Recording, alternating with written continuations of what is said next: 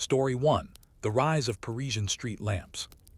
Paris in the early 1800s was a city built more for daytime than for night. By the dim orange haze of twilight, the grandeur of its cathedrals and the meandering elegance of the Seine slipped silently into shadow. The sun, ever the artist, cast long strokes across cobblestones and over the soot-darkened facades of crumbling buildings. But once it was gone, Paris was not just dim. It was blind. At night, most streets were cloaked in a blackness that modern city dwellers can hardly imagine. The moon, if visible at all, was the sole lamplighter for boulevards and back alleys alike. There were no headlights, no glowing billboards, no steady hum of light from neon tubes or LED grids, only darkness, and in darkness, fear. For many Parisians of the early 19th century, sunset marked not just the end of the day, but the retreat into uncertainty. You, standing on the corner of Rue des Petits Champs in 1817, would feel the cobblestones shift subtly under your boots. You'd hear the murmur of distant wheels and the uneven clack of a cane against stone. But mostly, you would hear silence and the sound of your own breath quickening. There were stories of thieves who struck in silence, tales of shadows that moved of their own accord, and every citizen knew that when night fell, so too did the veil between the visible and the unseen. Gas before glory. To understand how Paris came to be known as La Ville Lumière, the City of Light, we must first understand the stubborn dimness that defined its streets for centuries. Artificial lighting did exist in Paris before gas. Oil lamps, lit by hand and burning vegetable oils or whale oil, had been used sporadically since the 17th century. In 1667, under King Louis XIV, Paris became one of the first cities in Europe to attempt organized public lighting. Lanterns were hung at regular intervals, their dim flames flickering uncertainly behind horn panels or rudimentary glass. But these efforts were inconsistent. Maintenance was poor. Many lamps were left unlit for nights at a time. Some were extinguished deliberately by mischief-makers or criminals who preferred their business to be conducted in darkness. In short, the early attempts at public lighting were more symbolic than practical. By the early 1800s, the inadequacies of oil-based lighting had become too obvious to ignore. As other European cities began experimenting with coal gas for illumination, London, notably leading the charge, Parisians looked with both envy and skepticism. Gas lighting was new, expensive, and industrial. It was born not in the salons of the elite, but in the soot-streaked laboratories and workshops of chemists. And so, in 1817, the Parisian government began a cautious experiment. A few streets were selected, most notably the Rue de la Paix, for trial installations of gas lamps. These were not the lamps we might think of, graceful, curving iron posts with ornamental flourishes. No, early gas lamps were squat, practical affairs, with thick tubing and industrial valves. They hissed faintly when lit and gave off a slightly acrid smell. Yet despite their ugliness, they worked. Lighting as control. For city officials, gas lighting was more than a convenience. It was a form of control. In a society still licking its wounds from the chaos of the French Revolution and Napoleon's rise and fall, light offered a kind of reassurance. It said, "We know where you are. We can see what you're doing." And perhaps more importantly, it allowed citizens to see one another. The introduction of light to the nighttime streets changed not just visibility but behavior. In darkness, public spaces belonged to those willing to risk them: the poor, the desperate, the illicit. With light, the boulevards opened once more to the bourgeoisie. Evening strolls became fashionable. Late dinners, theater-goers, and returning clerks no longer feared the shadows. But for all its promise, gas lighting in Paris expanded slowly. Each lamp required pipes. Each pipe required digging. The city's roads had to be torn open block by block to install the infrastructure. Gasworks had to be constructed, huge industrial buildings that transformed coal into the illuminating gas that fed the lamps. Workers, known as allumeurs, were hired to patrol routes at dusk and dawn, lighting and extinguishing the lamps manually. These allumeurs carried long poles with small ignition flames at the tip, and each had a route of dozens, sometimes hundreds of lamps. Their timing had to be perfect, lighting too early wasted gas, too late invited criticism or worse. They were the unsung heroes of the Parisian night, often walking in silence, their job requiring no words and little rest. Their presence became as expected and unnoticed as the tick of a clock. And yet this seemingly tedious task, the lighting of lamps, formed the backbone of Paris's transformation. For in light, a city changes. The smell of progress. If you were to walk through Paris in 1820, nose pinched against the coal smoke and occasional animal carcass, you might stumble upon a gasworks. These were vast, pungent facilities where coal was cooked in sealed ovens to release its gaseous components, primarily hydrogen, methane, and carbon monoxide. The resulting gas was then scrubbed of impurities and piped to the streetlights. It smelled like industry, which is to say, awful, acrid, metallic, chemical.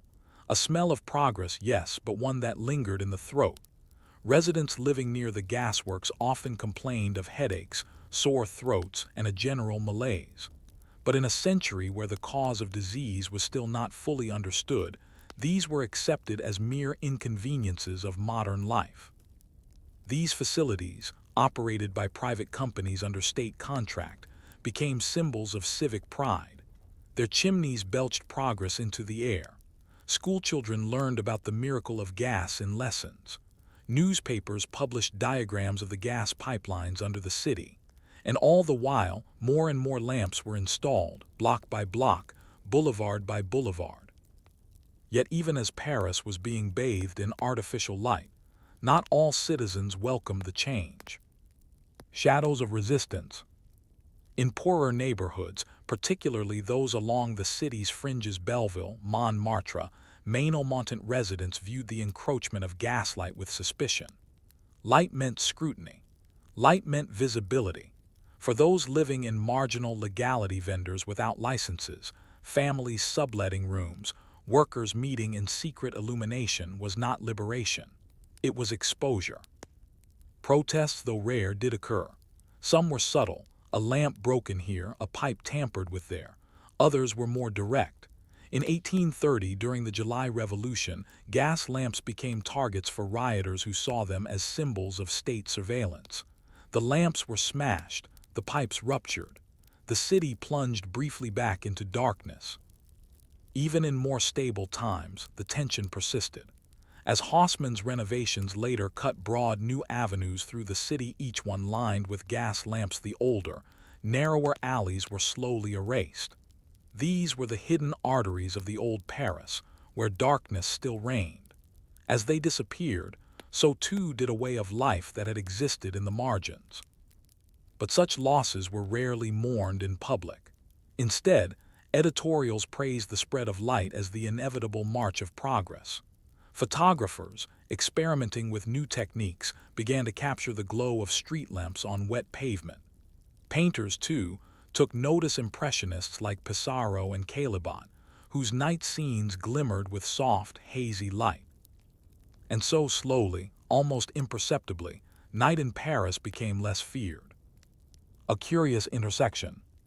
Still, one cannot help but wonder, did light truly civilize the city or merely shift the shadows? In those early years, as gaslight crept across the arrondissements, Parisians began staying out later, working longer, and pushing against the natural boundaries of rest and waking. Night became commodified, no longer a time for quiet and sleep, but for productivity and pleasure. Cafes stayed open. Theaters scheduled late performances. The city, for the first time, became truly 24 hours. But this transformation came with costs, not all of them visible. The workers maintaining the lamps were underpaid and overworked. The gas itself was toxic, prone to leaks and explosions. And the idea that light equaled safety, a comforting illusion at best. Even as the lamps were praised, the crime did not vanish, it simply moved. From unlit alleys to glowing boulevards, from nighttime to early dawn. Visibility brought vigilance, but not necessarily virtue. So here, at the end of this first glimpse into Paris's illumination, we are left with a question. When a city lights every street, does it truly see itself more clearly or only wash the shadows into new corners? The Paris of the 1830s and 1840s flickered at twilight. The light came not from the heavens, but from men with long poles, grimy coats, and soot-blackened hands. You would have seen them if you looked closely, shadows moving among the lamps, igniting each one by hand, turning the city on like clockwork. They were the allumeurs, the lamplighters, uncelebrated, underpaid, and all but invisible in the grand narratives of French history. Yet without them, the city of light would have remained dark. The allumeur's route. Every allumeur had a route. It could span several kilometers and hundreds of lamps. The job required stamina, punctuality, and an intimate knowledge of the streets. Most lamplighters worked alone. At dusk, they began their rounds with a flame-tipped pole, usually around 3 meters long, designed to reach into the iron and glass enclosures at the top of each lamp post. There was a rhythm to the job. Walk, extend the pole, open the latch, light the gas, close the latch, move on, dozens of times an hour. In the winter, they worked in thick gloves and scarves, breath fogging in the air, fingers stiff from cold. In the summer, sweat pooled beneath their collars as they raced to beat the fading light. Few spoke. Fewer were spoken to. The pay was modest and the hours rigid. Allumeurs were city employees, but their status was far below that of police officers, street sweepers, or postal clerks. Most lived in the working-class neighborhoods that ringed the city. Few kept the job for life. It was labor without praise, and when done correctly, went unnoticed. Yet in many ways, the lamplighters were the original stewards of Paris after dark. Long before the modern idea of night shift took hold, these men walked silently through the city, ensuring its awakening at dusk and its rest at dawn. Gaslight economics. By the 1850s, Paris had more than 8,000 gas lamps. Each one required infrastructure: gas mains, control valves, access hatches. Beneath the city, an invisible network of pipelines crisscrossed the soil, drawing coal-derived gas from the gasworks to every corner of the capital. This network required constant monitoring. Leaks were common. Pressure levels had to be balanced. Even a single faulty valve could plunge an entire district into darkness. The companies responsible for this labyrinth were private, but closely monitored by the state. Contracts were fiercely competitive. The Compagnie Parisienne d'éclairage et de chauffage par le gaz, CPDCG, established in 1855, would eventually become the dominant force in gaslighting across the capital. With city support, it expanded operations rapidly. By 1860, the company supplied not just street lamps, but also gas to private homes, shops, and public buildings. The city subsidized expansion where needed, using light as a tool of civic improvement. Gaslight became a currency of modernization. Districts that received it were considered civilized, those without it neglected.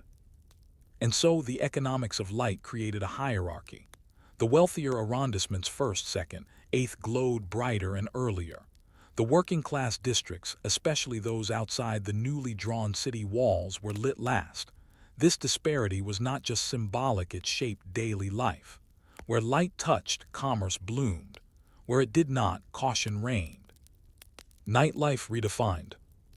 The illumination of Paris didn't just affect infrastructure. It reshaped behavior. With well-lit boulevards and extended operating hours, businesses began to flourish after dark. Cafes, once places of daytime debate and reading, became centers of nocturnal life. Evening strolls along the Boulevard Montmartre or near the Palais Royal were no longer acts of risk, but fashionable pastimes. Theaters especially benefited. With reliable lighting, playhouses could host later performances. The Comédie Française extended its curtain times. Opera Garnier, built later in the century, became a temple not just to music, but to illuminated splendor. Even the gaslight itself was romanticized. Writers and poets began to describe it not as a tool of progress, but as an atmospheric detail, soft, golden, suggestive. The way it glimmered on cobblestones after a rain. the haze it cast around silhouettes on foggy evenings. Lamplight became part of the Parisian aesthetic.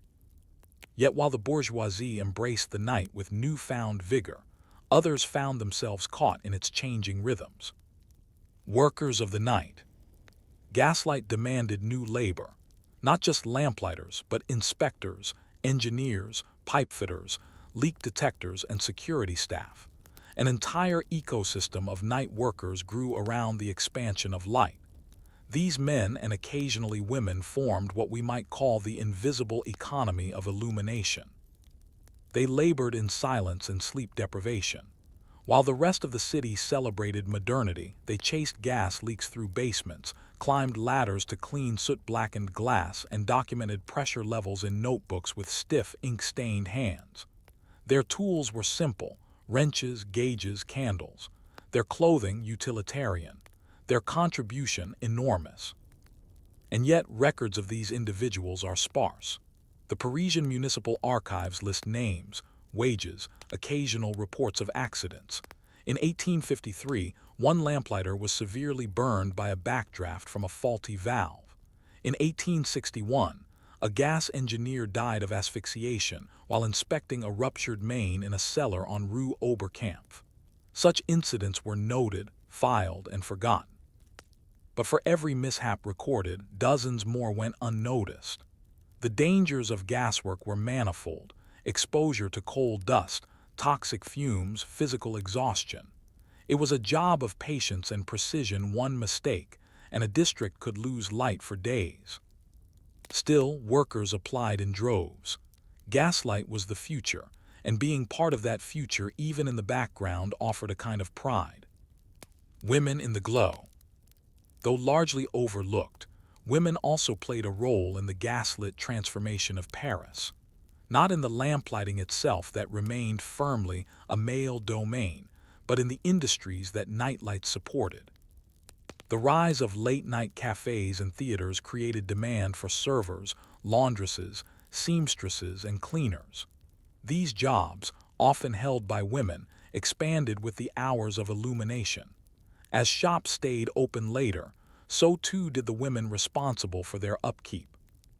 In neighborhoods like Le Marais, evening markets thrived under gas lamps, and many of the stall vendors were women. Selling bread, vegetables, or handmade goods under flickering light, they adjusted to a city whose hours no longer ended at dusk. Though still bound by strict social codes, their economic participation increased with every new lamp installed. Even in the realm of literature and art, women began to appear more frequently in night scenes, not just as muses, but as participants. Paintings by Jean Béraud, for instance, depict working women navigating gaslit boulevards with confidence and purpose. Not always glamorous, but undeniably present. Light, it seems, made women more visible literally and figuratively, and yet visibility was a double-edged sword. The same glow that allowed opportunity also invited scrutiny, judgment, and risk. Many sex workers, for instance, found the gaslit streets both a blessing and a curse. Clients could find them more easily, so could the police. The dark side of illumination. It would be easy to romanticize this period of expansion, to imagine Paris slowly glowing into modernity like a lantern lit one wick at a time. But not everyone saw gaslight as progress.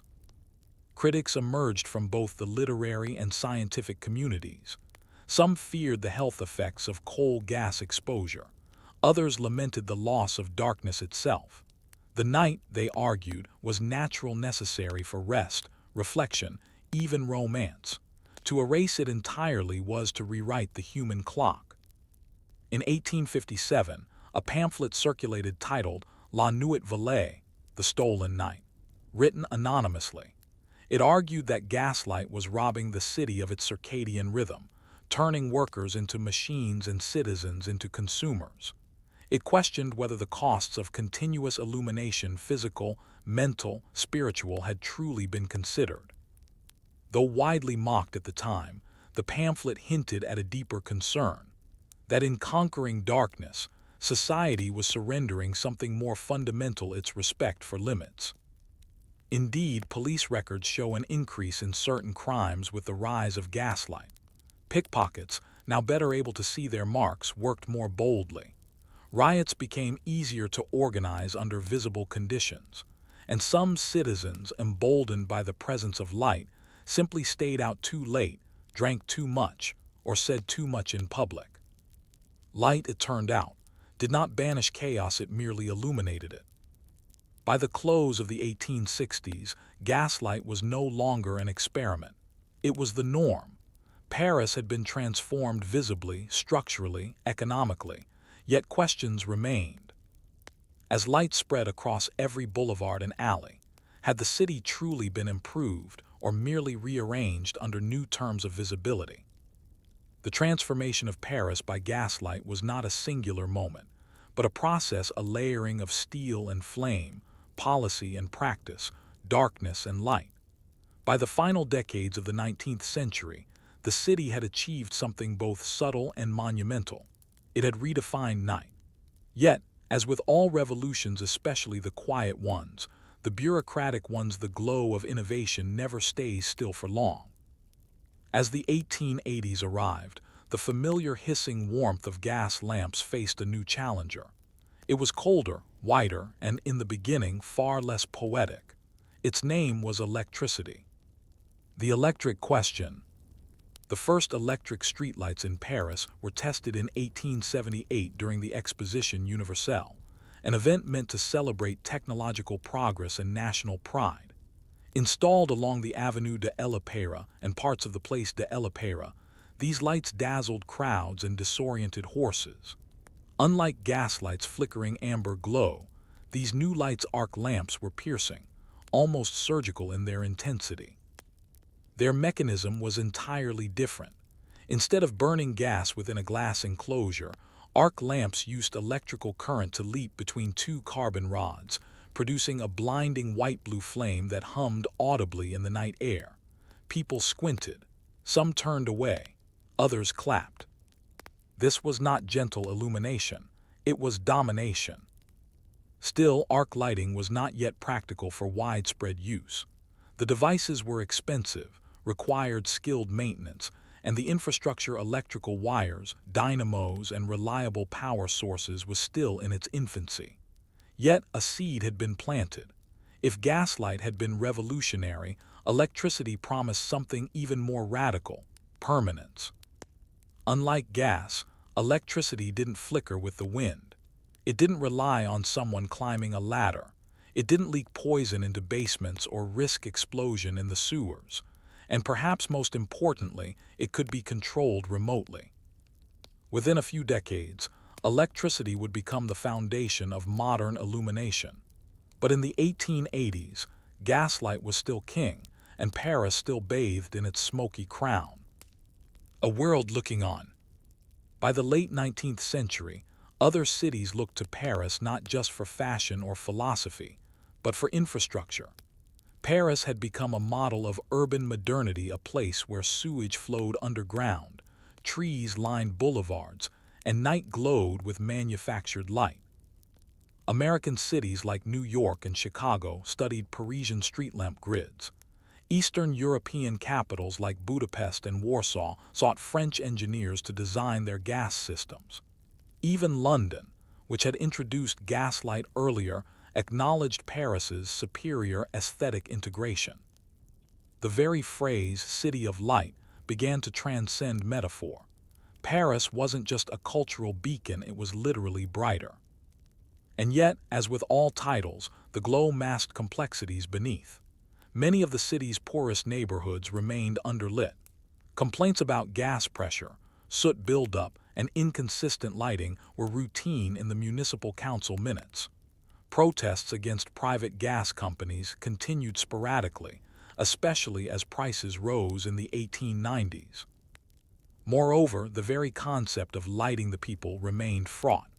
For some, increased light meant visibility, opportunity, and freedom. For others, it signaled surveillance, exposure, and loss of privacy. In this way, the illumination of Paris was not just technological, it was deeply political. The death of the lamplighter. With electricity's slow advance, the allumeurs, those ghostly figures with poles and patience, began to vanish. The job, once a nightly ritual, faded street by street. By 1910, most of the inner arrondissements had transitioned to electric lighting. Gas lamps remained only in certain outer districts and in ceremonial or decorative roles. Some lamplighters were retrained as electricians or maintenance workers. Others left city employment altogether. Their tools, once essential, were sold for scrap or stored in forgotten basements. A few resisted. One particularly stubborn allumeur, Jean-Baptiste Morel, was interviewed in a small 1903 newspaper article after refusing to accept reassignment. "It is the hand that brings the night alive," he said, "not the wire." His protest lasted only a week. By the 1920s, the gaslight era was functionally over, but it would never truly die. Gas lamps lingered in memory, in art, in literature. Writers like Marcel Proust remembered them in prose. Painters like Edouard Corts continued to depict them long after they disappeared. And for generations, Parisians would look back on the gaslight era with a kind of sepia-toned nostalgia, as though it were more elegant, more humane, more real. Perhaps it was, or perhaps the amber glow simply casts softer shadows on history. The illusion of light. In the modern mind, light is assumed to be neutral. It reveals, it exposes, it tells the truth. But in 19th century Paris, light was anything but neutral. It was selected, directed, prioritized. It told some stories and hid others. The decision of which streets to light and how brightly was a form of municipal storytelling, a way for the city to define itself. And like all stories, it had its silences. The gaslit boulevards ignored the alleys. The glowing opera houses excluded the workers who built them. The beauty of light masked the labor that sustained it, the coal miners, the pipe fitters, the widows of those killed in accidents no one remembered. Paris was lit, yes, but it was not fully seen. The ghosts in the lamps.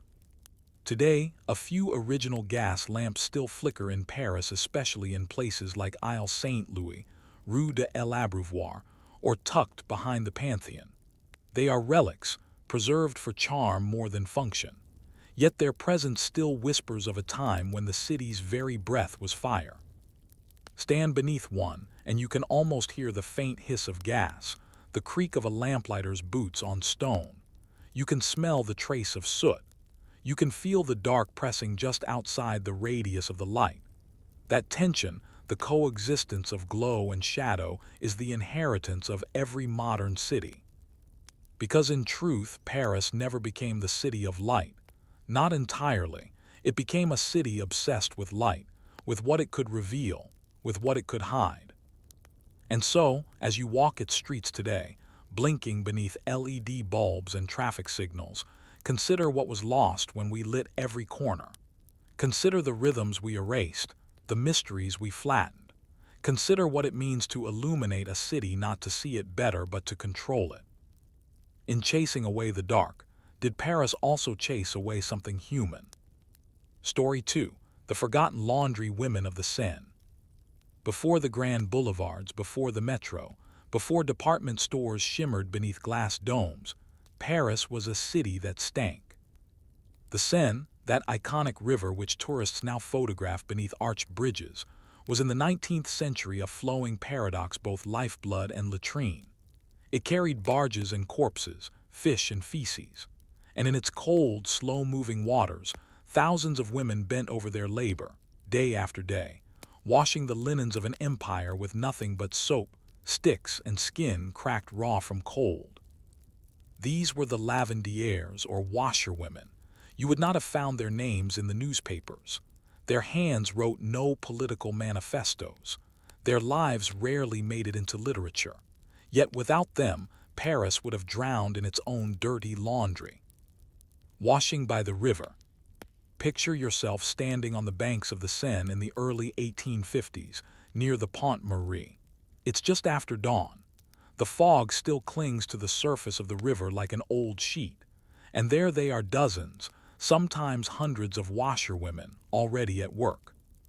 Most wore simple cotton dresses, their hems soaked and stained, aprons tied tight, sleeves rolled up, scarves wrapped over their hair. Some brought wooden washing paddles, others used nothing but their fists.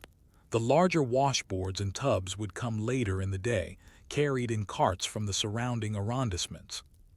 The work began early because the city's linens never stopped piling up: shirts, sheets, hospital linen, soldiers, uniforms, cloth napkins from cafes, petticoats, baby clothes, burial shrouds.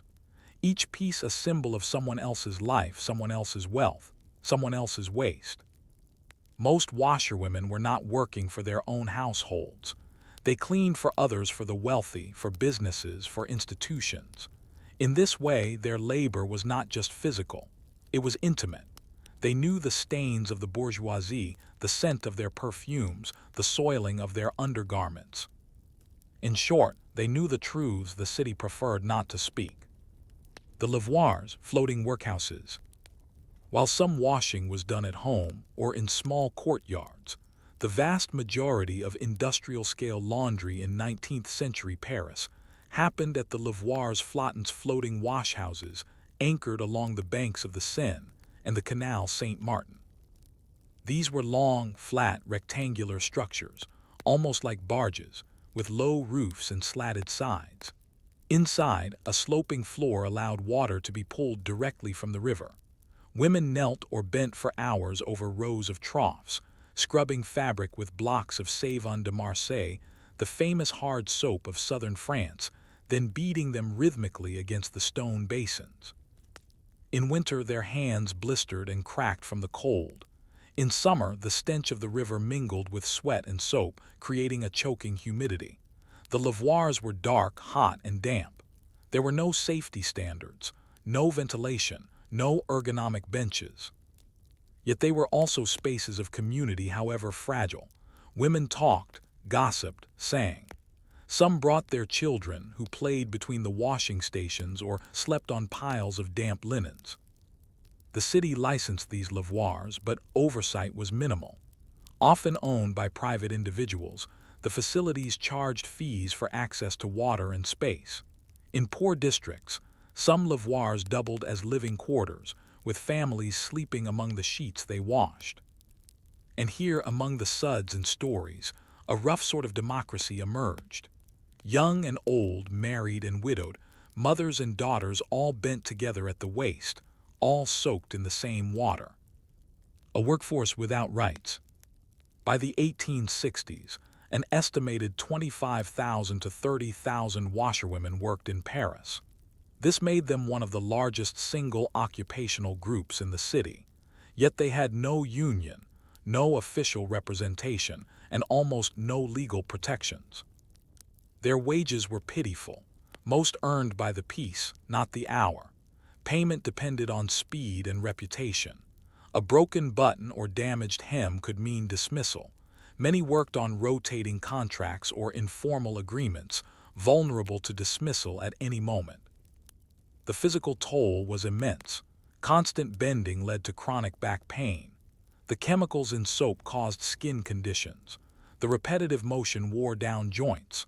Older washerwomen were often seen with hunched backs and stiffened fingers, barely able to lift a basin. Many died young from tuberculosis, exhaustion, or injuries left untreated. Child labor was common. Girls as young as 8 or 9 joined their mothers at the lavoirs. For many, school was a luxury, laundry was necessity. Yet for all their suffering, these women remained essential. Without them, households collapsed, hotels failed, hospitals were overrun. The city, quite literally, fell into disarray. And still, they remained unnamed. Soap and surveillance. It would be a mistake to assume the washerwomen were left entirely alone. In fact, they were watched closely. The lavoirs, particularly the floating ones, were considered spaces of moral risk. Gossip flowed as freely as water, and officials feared they could become hotbeds for sedition or prostitution. The Second Empire, under Napoleon III, increased surveillance of working-class women, particularly those in public or semi-public spaces. The floating lavoirs were patrolled irregularly. Reports from police archives describe instances where authorities suspected washerwomen of spreading radical ideas or using the washhouses as fronts for illegal meetings. In reality, most were simply exhausted. But in a society nervous about revolution and contagion, both social and biological, the idea of large groups of women gathering without oversight was seen as inherently suspicious. City officials debated whether to ban floating lavoirs altogether. Hygiene was cited, though many suspected the real motivation was control. Eventually, reforms came slowly. Fixed, land-based washhouses were built in some arrondissements. These had tiled floors, improved ventilation, and larger basins. But access remained limited, especially for the poorest quarters. And even in the improved facilities, the work remained grueling. Public respect, private disdain. Despite their indispensable labor, washerwomen were rarely celebrated in public. They appeared in jokes, caricatures, and comic operas, often as loud, brash, and unrefined. The archetype of the blanchisseuse became a figure of ridicule, uneducated, gossipy, sexually loose. At the same time, elite households continued to rely on them with quiet desperation. Linens were a marker of class. White, crisp, scented sheets spoke of order, morality, and hygiene. A family whose laundry was dirty or poorly laundered risked social disgrace. Thus, the women who sustained bourgeois respectability were themselves treated with contempt. Their very proximity to filth made them, in the eyes of many, permanently tainted.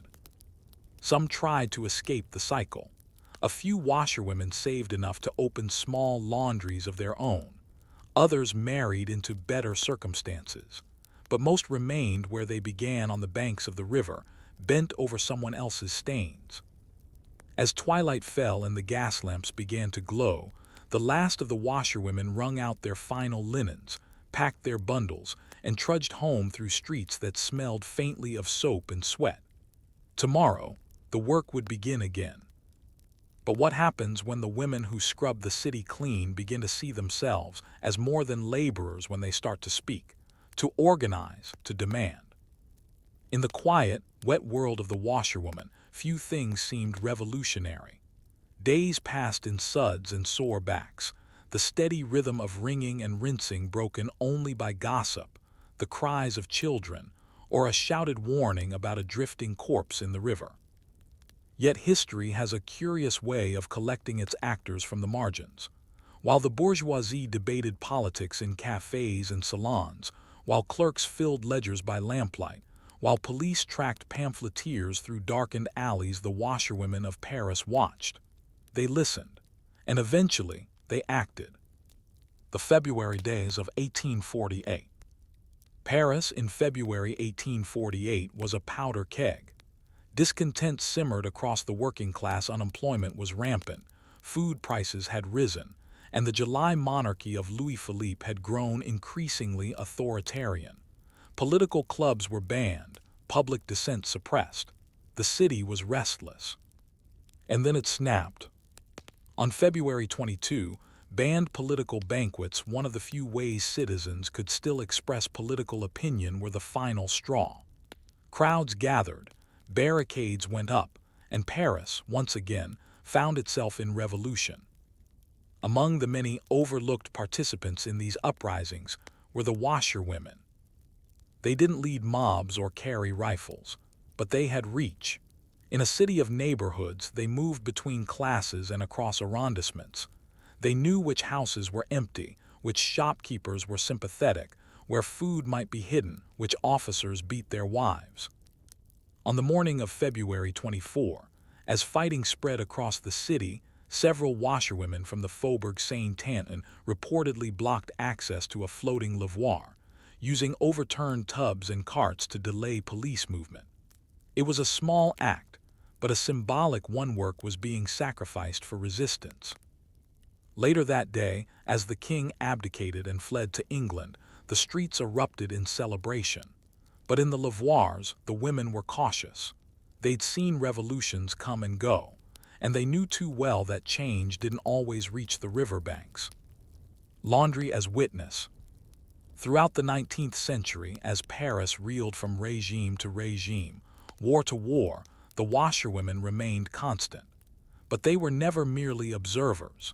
They were witnesses to domestic cruelty, to economic injustice, to the quiet desperation of the poor. By the 1860s, Paris's washerwomen had begun to find a voice not through political parties or published essays, but through strikes. In 1862, in the 11th arrondissement, several laundries staged a work stoppage after owners attempted to lower the already meager piece rate. The women refused to scrub a single item. They blocked entrances, refused deliveries, and gathered in the streets outside the lavoirs. The strike lasted 2 days. It was largely ignored by the press, but for the women involved it was a revelation. They had power. 2 years later in Belleville, another strike erupted, this time over excessive hours and mandatory night shifts during holidays. Washerwomen marched through the streets carrying soap bars and empty basins as protest symbols. It was half performance, half defiance. Police dispersed them quickly. But again, the seeds had been planted.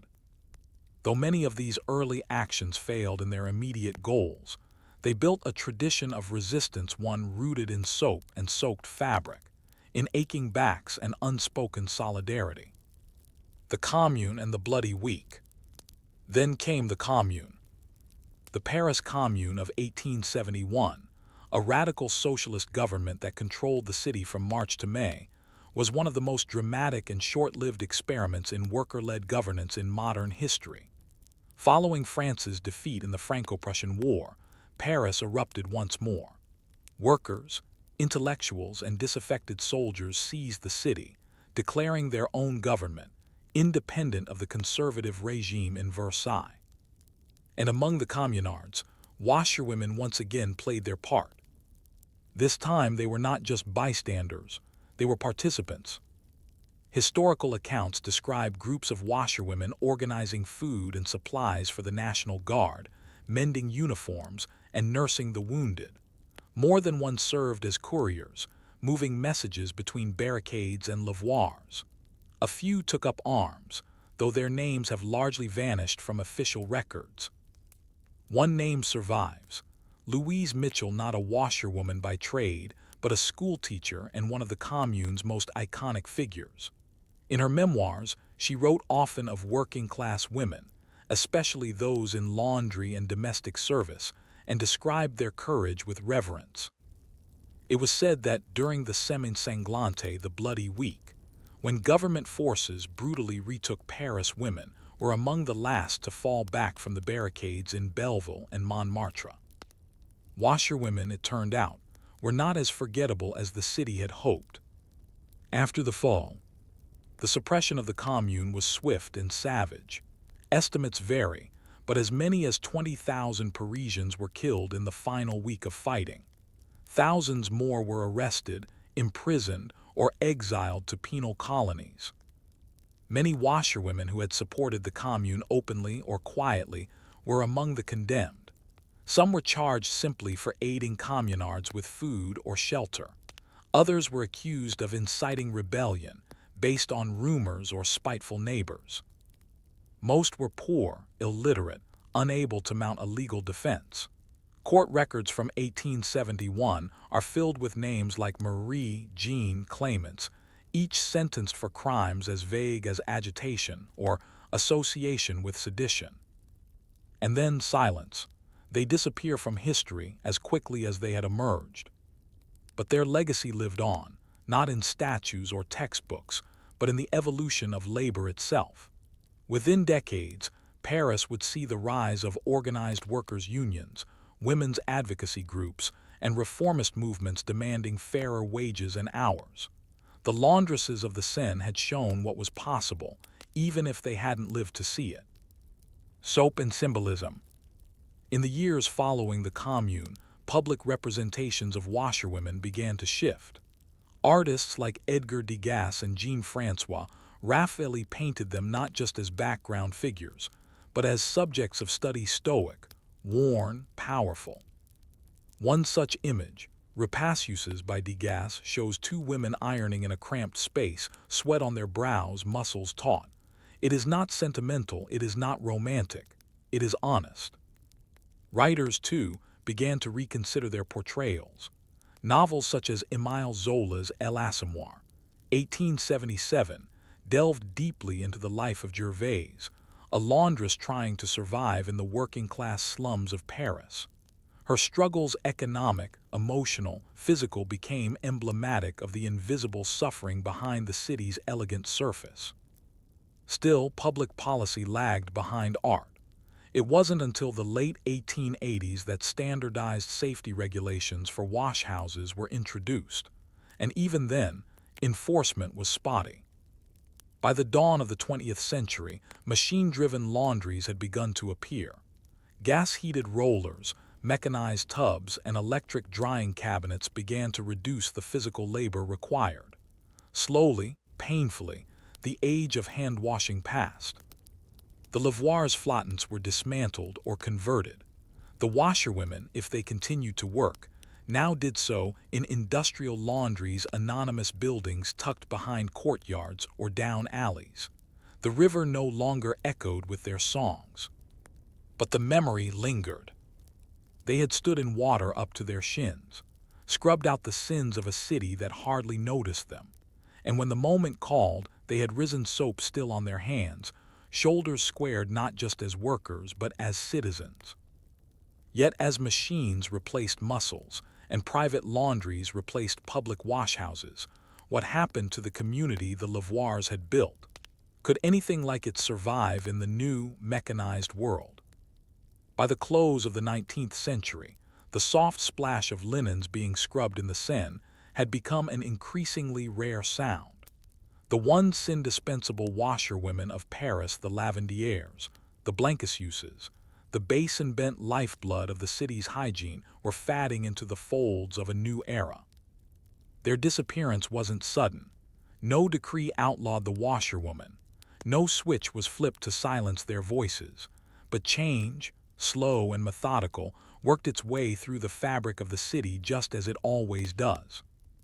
What replaced them was not a single invention or policy, but a system of machinery, modern plumbing, electricity, sanitation, and shifting values. The story of their disappearance is not simply a tale of technology, but a quiet revolution in who did the washing and how. The machines arrive. The earliest forms of mechanical laundry equipment arrived in Paris in the 1880s, imported primarily from England and the United States. These included rotary washing drums, hand-cranked rollers, and gas-heated drying cabinets. Most were large, heavy, and expensive, too costly for individual homes, but ideal for the emerging industrial laundries sprouting along the outskirts of the city. These new laundries bore little resemblance to the floating lavoirs or the smoky stone basins tucked into courtyards. They were clean, well lit thanks to electric bulbs, and arranged like miniature factories. Instead of river water, they used piped-in supplies filtered through municipal sanitation systems. Instead of soap blocks, they used powdered detergents in bulk sacks. And instead of women working independently, these new facilities employed them as wage laborers, fixed shifts, punched time cards, overseen by male foremen. Some former washerwomen found work in these new laundries, but many could not. The machines were unfamiliar, the pace was faster, the rules stricter. Where once they controlled their rhythm, now they answered to bells and quotas. The independence, however fragile they had once known, was gone. Plumbing and the private sphere. The arrival of indoor plumbing was perhaps the most decisive factor in the decline of the public washerwoman. By the early 20th century, especially after Haussmann's renovations, new Parisian buildings were required to include basic sanitation, running water, drains, and designated washing areas. This seemingly mundane shift had radical implications. What had once been a public act, washing clothes along the river, among others, was moved into the private domain of the home. It became hidden, isolated, domestic. The washerwoman became the housewife, her labor no longer visible on the city's edge, but tucked behind kitchen walls or in apartment corners. Even before electric washers became common, the act of laundry had been fully domesticated. For the middle class, it was outsourced to private laundresses or sent to neighborhood laundries. For the working class, it became one more burden folded into the endless unpaid labor of the home. The communal spirit of the Lavoirs, the shared songs, the chatter, the quiet camaraderie was lost. And with it, so too was the space where working-class women had once gathered, organized, and resisted. Forgotten names, fading places. As the profession declined, so did its physical markers. The floating lavoirs, those rickety rectangles moored along the Seine, and the Canal Saint-Martin were dismantled gradually between 1900 and 1914. A few were repurposed as storage barges or recreational pavilions.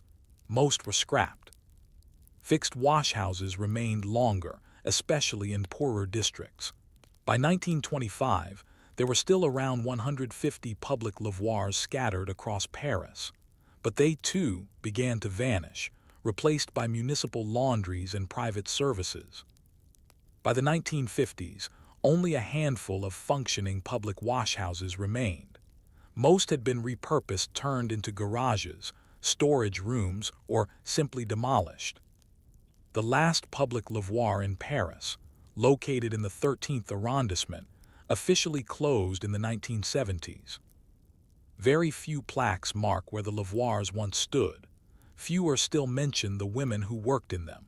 In a city famed for preserving its past, the washerwoman was quietly rinsed from memory. An echo in culture, yet art remembered. Throughout the 20th century, the image of the laundress lingered in paintings, novels, and even songs. It became an icon not of labor but of nostalgia. In post-war France, the washerwoman was romanticized as a symbol of simpler times. Her toil was recast as charming, her suffering softened.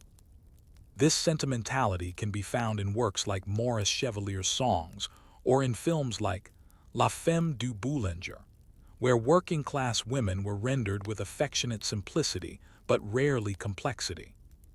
The true stories, the blisters, the strikes, the whispered politics at the basin were seldom mentioned. Even as feminist historians in the 1970s and 1980s began reclaiming the lives of ordinary women, the washerwoman remained a peripheral figure. Her labor, after all, was never glamorous. It didn't invent, it didn't destroy, it didn't command. It simply continued until it didn't. Yet it shaped a city. For over 2 centuries, every clean sheet, every pressed uniform, every tablecloth at a Parisian cafe passed through the hands of a washerwoman. That legacy, though invisible, still clings to the city like a trace of soap in a basin long emptied. The modern vestiges. Today, Paris still remembers its past, but selectively.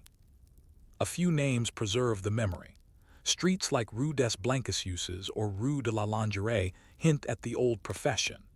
In Nanterre, a suburb of Paris, a restored 19th century lavoir has been turned into a small museum and community space, offering a rare glimpse into the life and tools of the laundress. Occasionally, temporary exhibitions appear in cultural centers: old soap tins, photographs of women at work, oral histories collected from surviving daughters or granddaughters of washerwomen. But these are footnotes, not features.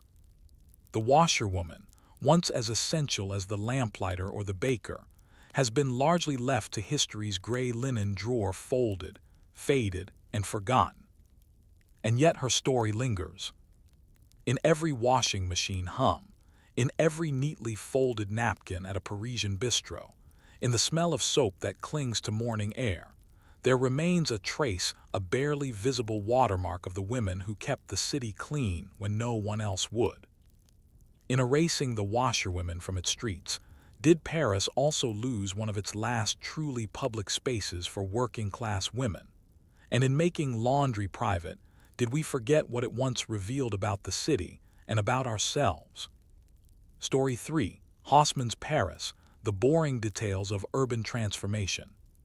When you picture Paris, its tree-lined avenues, orderly facades, wide sidewalks, and signature cream-colored stone, you're seeing the work of a man many Parisians once loathed, Georges Eugene Haussmann. Yet this transformation wasn't painted with the broad brushstrokes of visionaries and architects alone. It was built on permits, property deeds, quarry maps, and sewage diagrams, miles and miles of them. Before a single stone was laid, before a boulevard could pierce a slum, before a tree was planted along the Rue de Rivoli, there was the matter of the paperwork. This is the story of how a city was rewritten, not only with stone and steel, but with files, floor plans, and legal codes, a monumental work of bureaucratic choreography. Paris before Haussmann, a choking city. In 1850, Paris was both romantic and revolting. Behind the paintings of riverbanks and elegant salons was a city of medieval alleys, open sewers, decaying buildings, and rampant disease. The central districts, particularly the Isle de la Cité, Les Halles, and the Faubourg Saint-Antoine, were overpopulated and underplanned. Narrow streets, sometimes no more than 2 meters wide, twisted like veins through neighborhoods stacked with crooked buildings leaning into each other like tired drunks. Fire was a constant risk. So was cholera. The epidemics of 1832 and 1849 had killed tens of thousands, most in working-class neighborhoods where water was scarce and sewage overflowed into cellars. Napoleon III, nephew of the great emperor, newly crowned emperor of the French, had seen enough.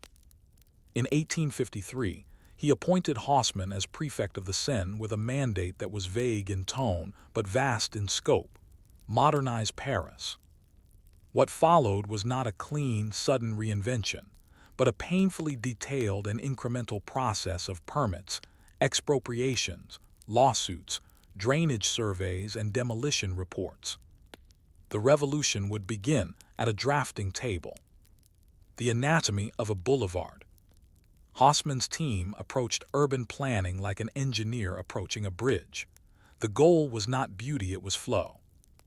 Each new boulevard required the same basic components: a uniform width, usually 20 to 30 meters, standardized facades, aligned at strict heights and window placements, stone-paved sidewalks, at least 4 meters wide, sewers running beneath the roadbed, fresh water conduits placed alongside the sewage lines, gas lines for public lighting. To ensure uniformity, the administration issued an official architectural guideline, the alignment. This document dictated where walls, doors, and balconies could be placed. Builders were not encouraged to innovate. In fact, they were legally bound to conform. The result was the signature Parisian facade: tall, restrained, elegant, 5 or 6 stories, with decorative flourishes limited to iron balconies and modest stone carvings. The roofline was capped with angled mansard roofs, creating a clean silhouette against the sky. What may seem effortless today was, in fact, an enormous legal and logistical undertaking. Each building had to be mapped, surveyed, inspected.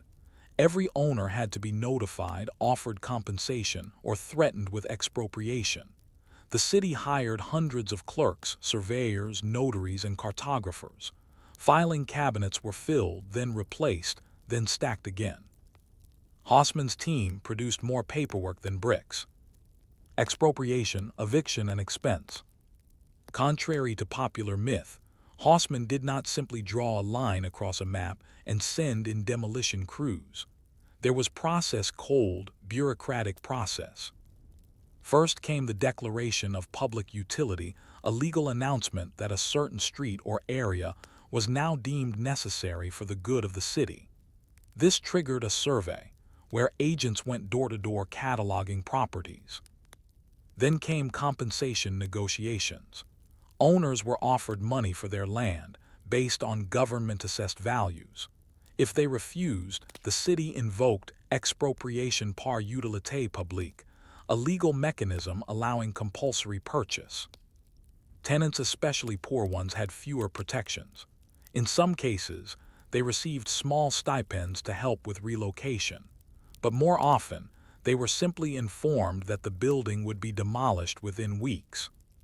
Between 1853 and 1870, over 350,000 Parisians were displaced. Most were workers, artisans, laundresses, and street vendors. They moved further outward to the margins of the city, or into new tenement-style housing rapidly erected in the outer arrondissements. The working class was pushed out not explicitly, but structurally. The new Paris would be cleaner, more spacious, and more orderly, but it would also be more expensive. The sewer beneath the sidewalk. Modernizing the streets of Paris meant more than widening boulevards. It meant attacking the stench that had haunted the city for centuries.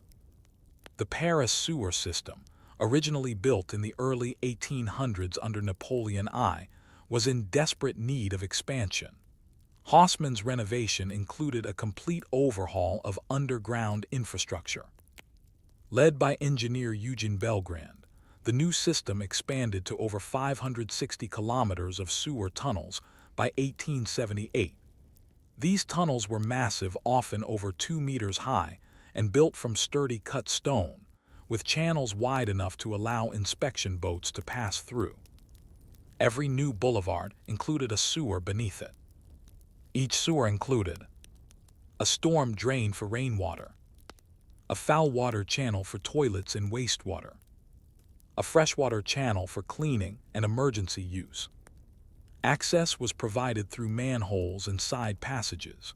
Workers, known as égoutiers, patrolled the tunnels daily, navigating with lanterns and heavy rubber boots. Their job was foul but critical. The system was so advanced that by the late 1860s, the city began offering public sewer tour. Citizens could ride small boats through the underworld of their own making, marveling at the cleanliness of it all. It was a strange twist. The sewers became a point of civic pride. A city of curves and codes. Haussmann's legacy is often summarized in images: sweeping boulevards, symmetrical facades, rows of trees planted like soldiers. But the true transformation lay in what those images obscured: the unrelenting codification of space. Every facade had to match its neighbors. Every tree was regulated by species, spacing, and trimming schedule. Even the height of the sidewalks was calculated according to flood risk and slope angle. The urban plan was so precise that the city could predict down to the day when a given block would be habitable. Tenants signed leases based on construction schedules printed in the Bulletin Municipal. Errors were rare, delays even rarer. And when disputes did arise over boundaries, expropriation fees, or construction noise, they were processed through a dedicated office at the prefecture, with clerks trained specifically in urban law. No city had ever attempted such meticulous urban choreography. No city had ever controlled its growth with such clinical detachment. Haussmann would eventually fall from political favor, accused of overspending and arrogance, but by then, the city had already been reshaped in his image. What remains is not just a visual identity, but a bureaucratic one. But as we consider the clean lines and rhythmic facades of modern Paris, we must ask, in standardizing beauty, what kind of life was lost between the margins? When a street vanishes, it does not leave a scar. Instead, it leaves behind rumors, memories, and addresses that no longer exist. For the residents of Old Paris, the market women of Les Halles, the families of the Faubourg Saint-Marcel, the craftsmen of Saint-Denis, Haussmann's boulevards were not lines of beauty. They were lines of exile. To the city's administrators, these renovations were acts of cleansing. To the displaced, they were eviction notices written in stone. The backlash, when it came, was not loud. It was slow and papered over with politeness. It emerged in newspaper columns, parliamentary debates, satirical illustrations, and eventually, open revolt against the very idea of planning itself. This was the hidden war of Paris, a fight not over buildings, but over who belonged where and who got to decide. The price of symmetry. From 1853 to 1870, under Haussmann's direct oversight, over 20,000 buildings were demolished and dozens of neighborhoods erased or altered. In their place came the Grands boulevards, wide, straight, sunlit streets where soldiers could march and crowds could disperse easily. That was no accident. One of Napoleon III's primary motivations for the renovations was social control. The narrow medieval alleys of Old Paris where revolutionaries had built barricades in 1830 and 1848 were a security risk. Haussmann's new plan replaced confusion with clarity. A soldier could see a kilometer down a boulevard. A cannon could fire cleanly through a crowd. The city became legible and controllable. But while security improved and commerce boomed, the human cost mounted.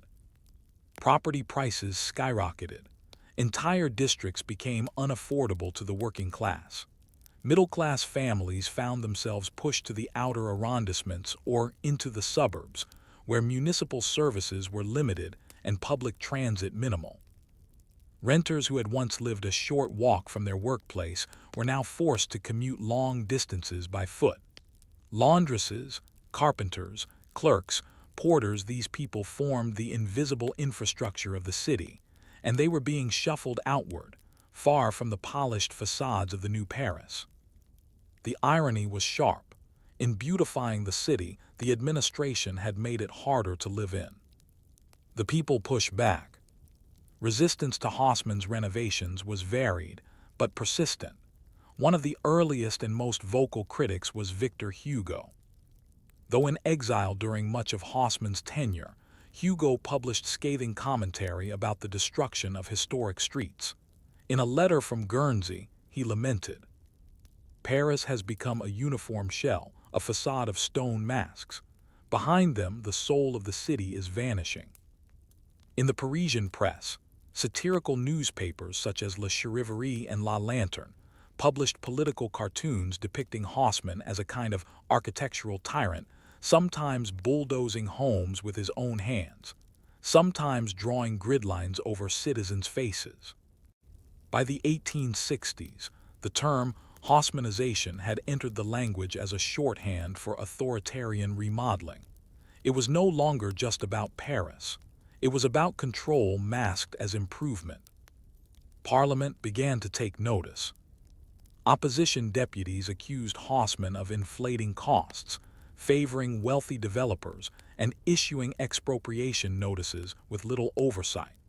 The budget for the renovations had ballooned far beyond initial estimates. Though the projects were largely funded through bonds and private partnerships, critics questioned the transparency of the system. In 1869, a special commission investigated financial irregularities in Haussmann's office. The following year, under mounting pressure and growing political instability, Napoleon III dismissed him. Haussmann's resignation was not a fall from grace. It was a forced retirement dressed as political convenience. Yet even in departure, his work continued. The ghosts beneath the boulevards. Even today, you can find traces of the Paris that Haussmann buried.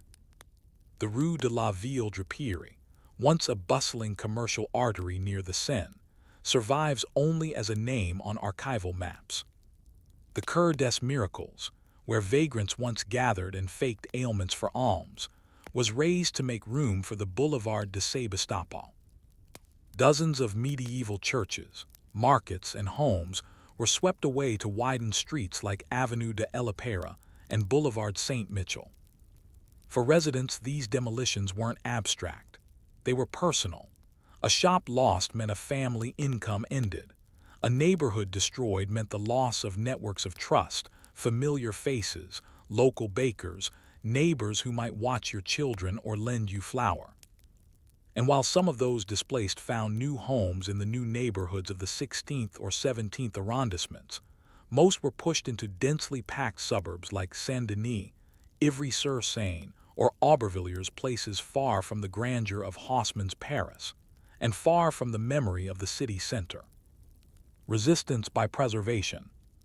By the late 19th century, Paris was divided not between classes or political factions, though those lines existed, but between those who saw the city as a living heritage and those who saw it as an urban machine to be perfected. This tension birthed the early preservationist movement in France. Writers, historians, and architects began lobbying for the protection of remaining medieval structures. The Commission des Monuments Historiques, established earlier in the century, gained new influence as Parisians realized that too much had already been lost. The Marais, once slated for major redevelopment, was spared in part due to organized resistance. Old mansions, hotels, particuliers were reclassified as historical monuments. The surviving passages couverts, those glass-roofed arcades between buildings, became protected curiosities. Public sentiment began to shift. Parisians still admired Haussmann's order, but they also longed for the charm, mystery, and irregularity of what had been replaced. By the turn of the 20th century, artists like Eugene Atget began documenting the remaining pockets of old Paris. His photographs cobbled streets, crooked houses, half-empty courtyards became ghostly testimonies to a city already gone. Bureaucracy as destiny. Despite criticism, Haussmann's administrative model endured. His renovation strategy had proved something unprecedented, that a modern city could be built not through artistic vision, but through files, forms, and formulas. After his dismissal, future prefects continued the renovations he had begun. His documentation plans, elevation drawings, legal codes served as the blueprint for continued urban development well into the 20th century. Urban planning, as a profession, was born in part from his legacy. But that legacy was not just technical, it was ideological. Haussmann taught administrators to see the city as something that could be managed, tamed like a ledger, controlled like a timetable. In his world, chaos was a failure of paperwork. This mindset would later influence cities around the world. Vienna, Barcelona, Algiers, and even Washington, D.C. adopted elements of his grid-like planning. Yet in codifying the city, some argued, Haussmann had removed its soul. And so we are left to wonder, can a city planned on paper ever fully capture the life that moves between its lines? Or does order, in its pursuit of perfection, flatten the very chaos that makes a city breathe? By the dawn of the 20th century, Paris was a city transformed. The smoke of revolution had faded. The dust of demolition had settled. And in its place rose a metropolis of broad boulevards, gleaming facades, and well-aligned trees, a city that looked, at last, like it had been meant to exist all along. But cities, like stories, are not simply written once and left alone. They are edited, resisted, reinterpreted. Haussmann had written one version of Paris, a version in stone and symmetry, but the city beneath the surface still moved to older rhythms. And in the cracks of the boulevards, between the measured meters of the facades, new stories began to grow. Paris becomes a brand. The urban transformation of Paris did more than just improve infrastructure. It rebranded the city. By the time of the Exposition Universelle of 1889, which unveiled the Eiffel Tower, Paris was no longer simply the capital of France, it had become the capital of modernity. Visitors marveled at its orderliness. The sewers, once hidden shame, were offered as tour. The metro opened in 1900. Postcards depicted glowing boulevards, perfectly aligned facades, and happy pedestrians strolling past elegant cafes. Haussmann's vision had become not just accepted, it had become iconic. The visual grammar he imposed, the five-story uniform facades, the regulated mansard roofs, The consistent building heights gave Paris its distinctive appearance. For the first time, a city could be recognized not by a single monument, but by its patterns. And this regularity became deeply tied to national pride. In the aftermath of defeat in the Franco-Prussian War, 1871, the city's ordered beauty offered a kind of psychological reassurance. Paris might have lost a war, but it still looked like the future. That looked clean, controlled, rational was exported, studied, and copied. Architects and urban planners from around the world came to Paris not to gaze at cathedrals, but to examine intersection widths, building setbacks, and municipal regulations. Paris had become the world's first urban template. Beneath the surface. Yet the life of a city is never its surface. Behind the elegant facades, tenement conditions still thrived. Speculators, eager to profit from rising property values, had built fast and cheaply. While the buildings may have looked uniform from the street, their interiors told a different story. Many apartments lacked heating or indoor toilets well into the 20th century. Poorer families often rented single rooms and shared facilities with entire floors.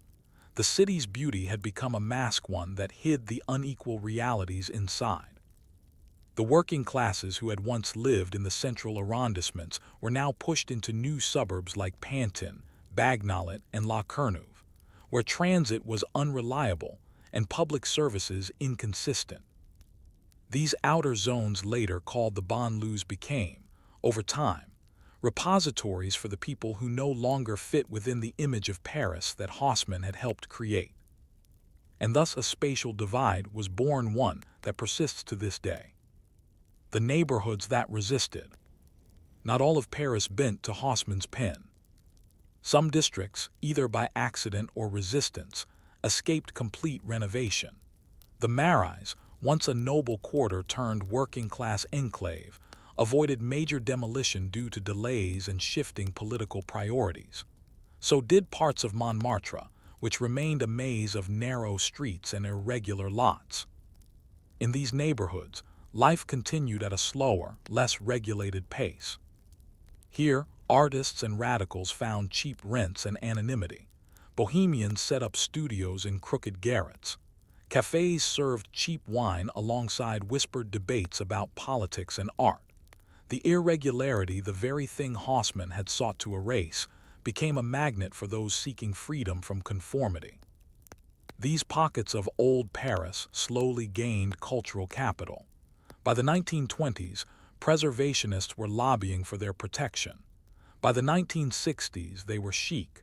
Today, they are among the city's most prized real estate. Ironically, the very asymmetry that Haussmann rejected became the city's most sought-after authenticity. A legacy in layers.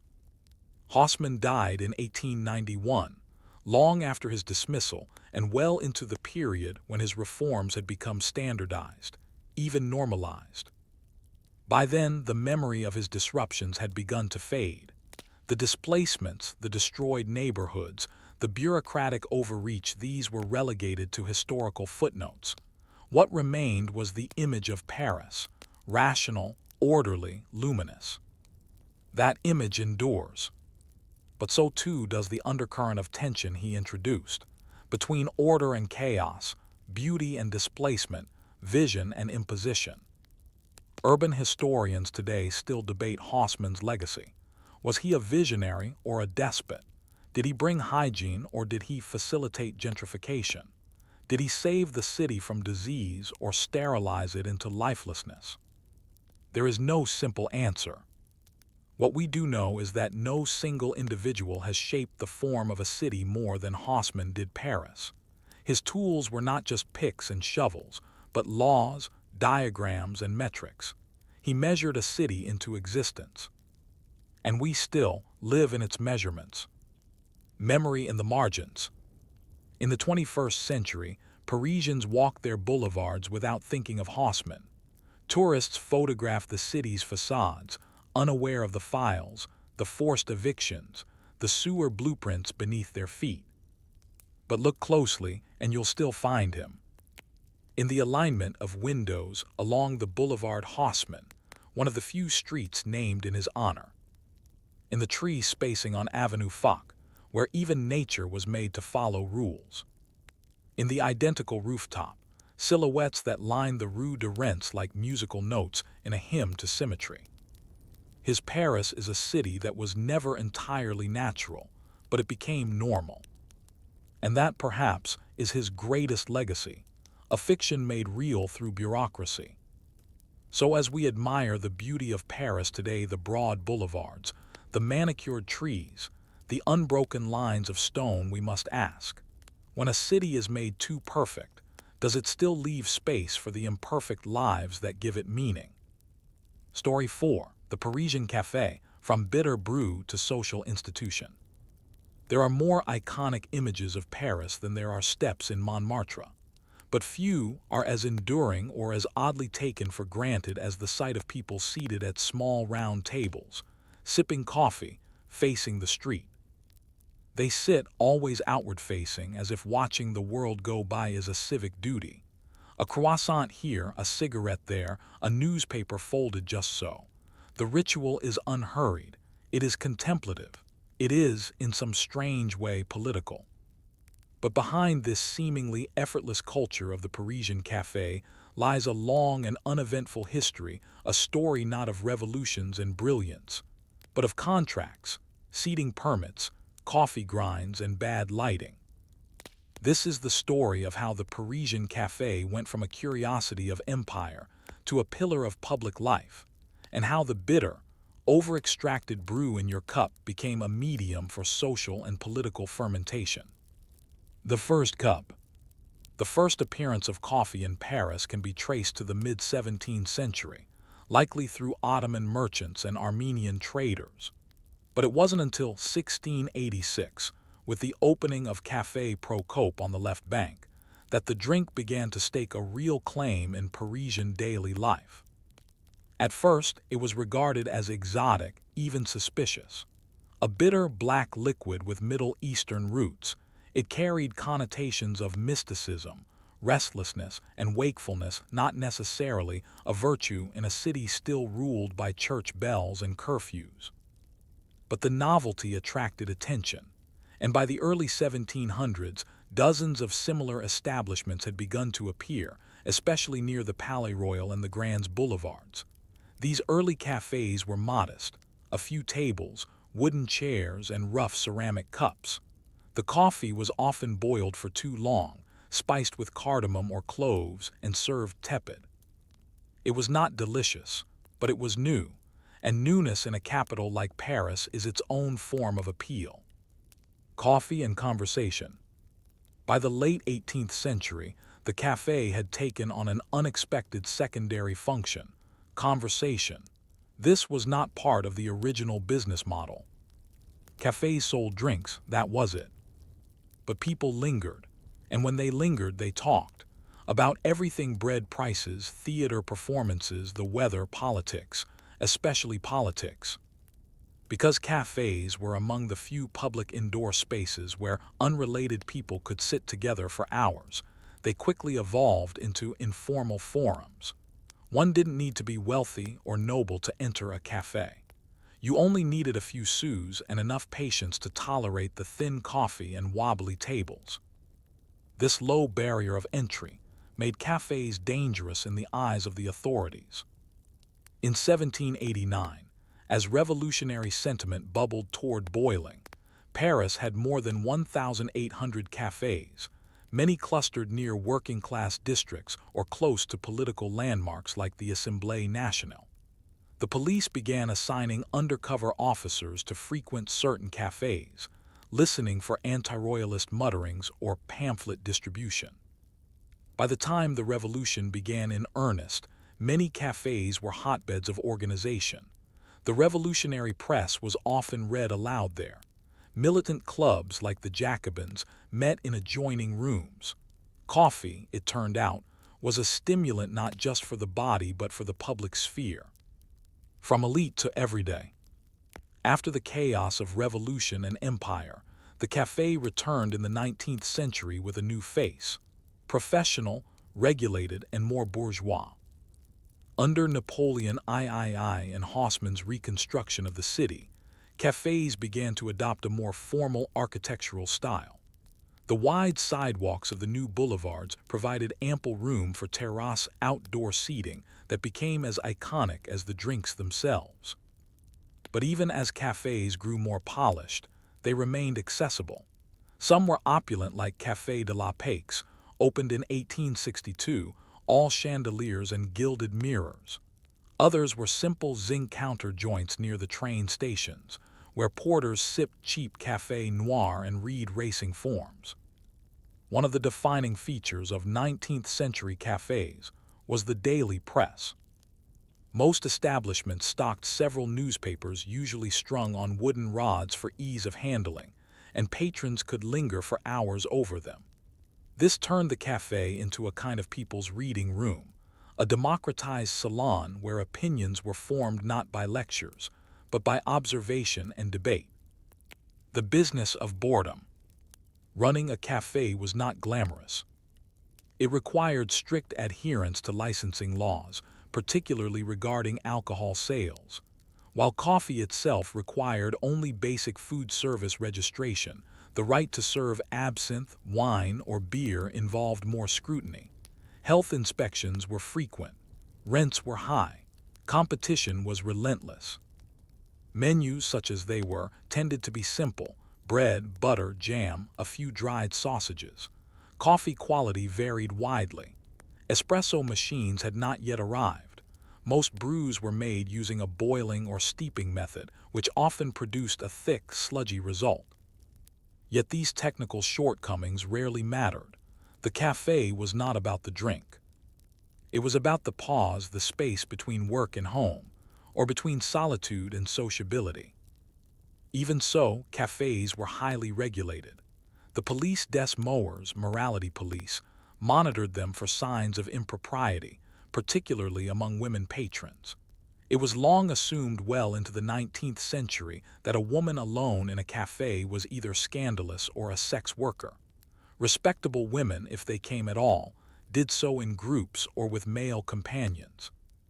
This gendered policing of cafe space would persist well into the 20th century. Cafe furniture as architecture. The Parisian cafe chair is not an accident. The bistro chair, that bent wood, cane-seated classic, is more than furniture. It was part of a deliberate strategy to make cafes flexible, mobile, and efficient. Lightweight chairs could be moved easily from indoors to the terrace. Tables were small and round to encourage rotation and discourage monopolization. Most cafes operated on razor-thin margins. Space had to be used economically. Chairs were spaced precisely to maximize seating while still allowing servers to pass. Sidewalk permits dictated how far furniture could extend. These seemingly boring details shaped the aesthetic of the cafe itself. Even the zinc bar, found in most 19th century cafes, was a functional innovation.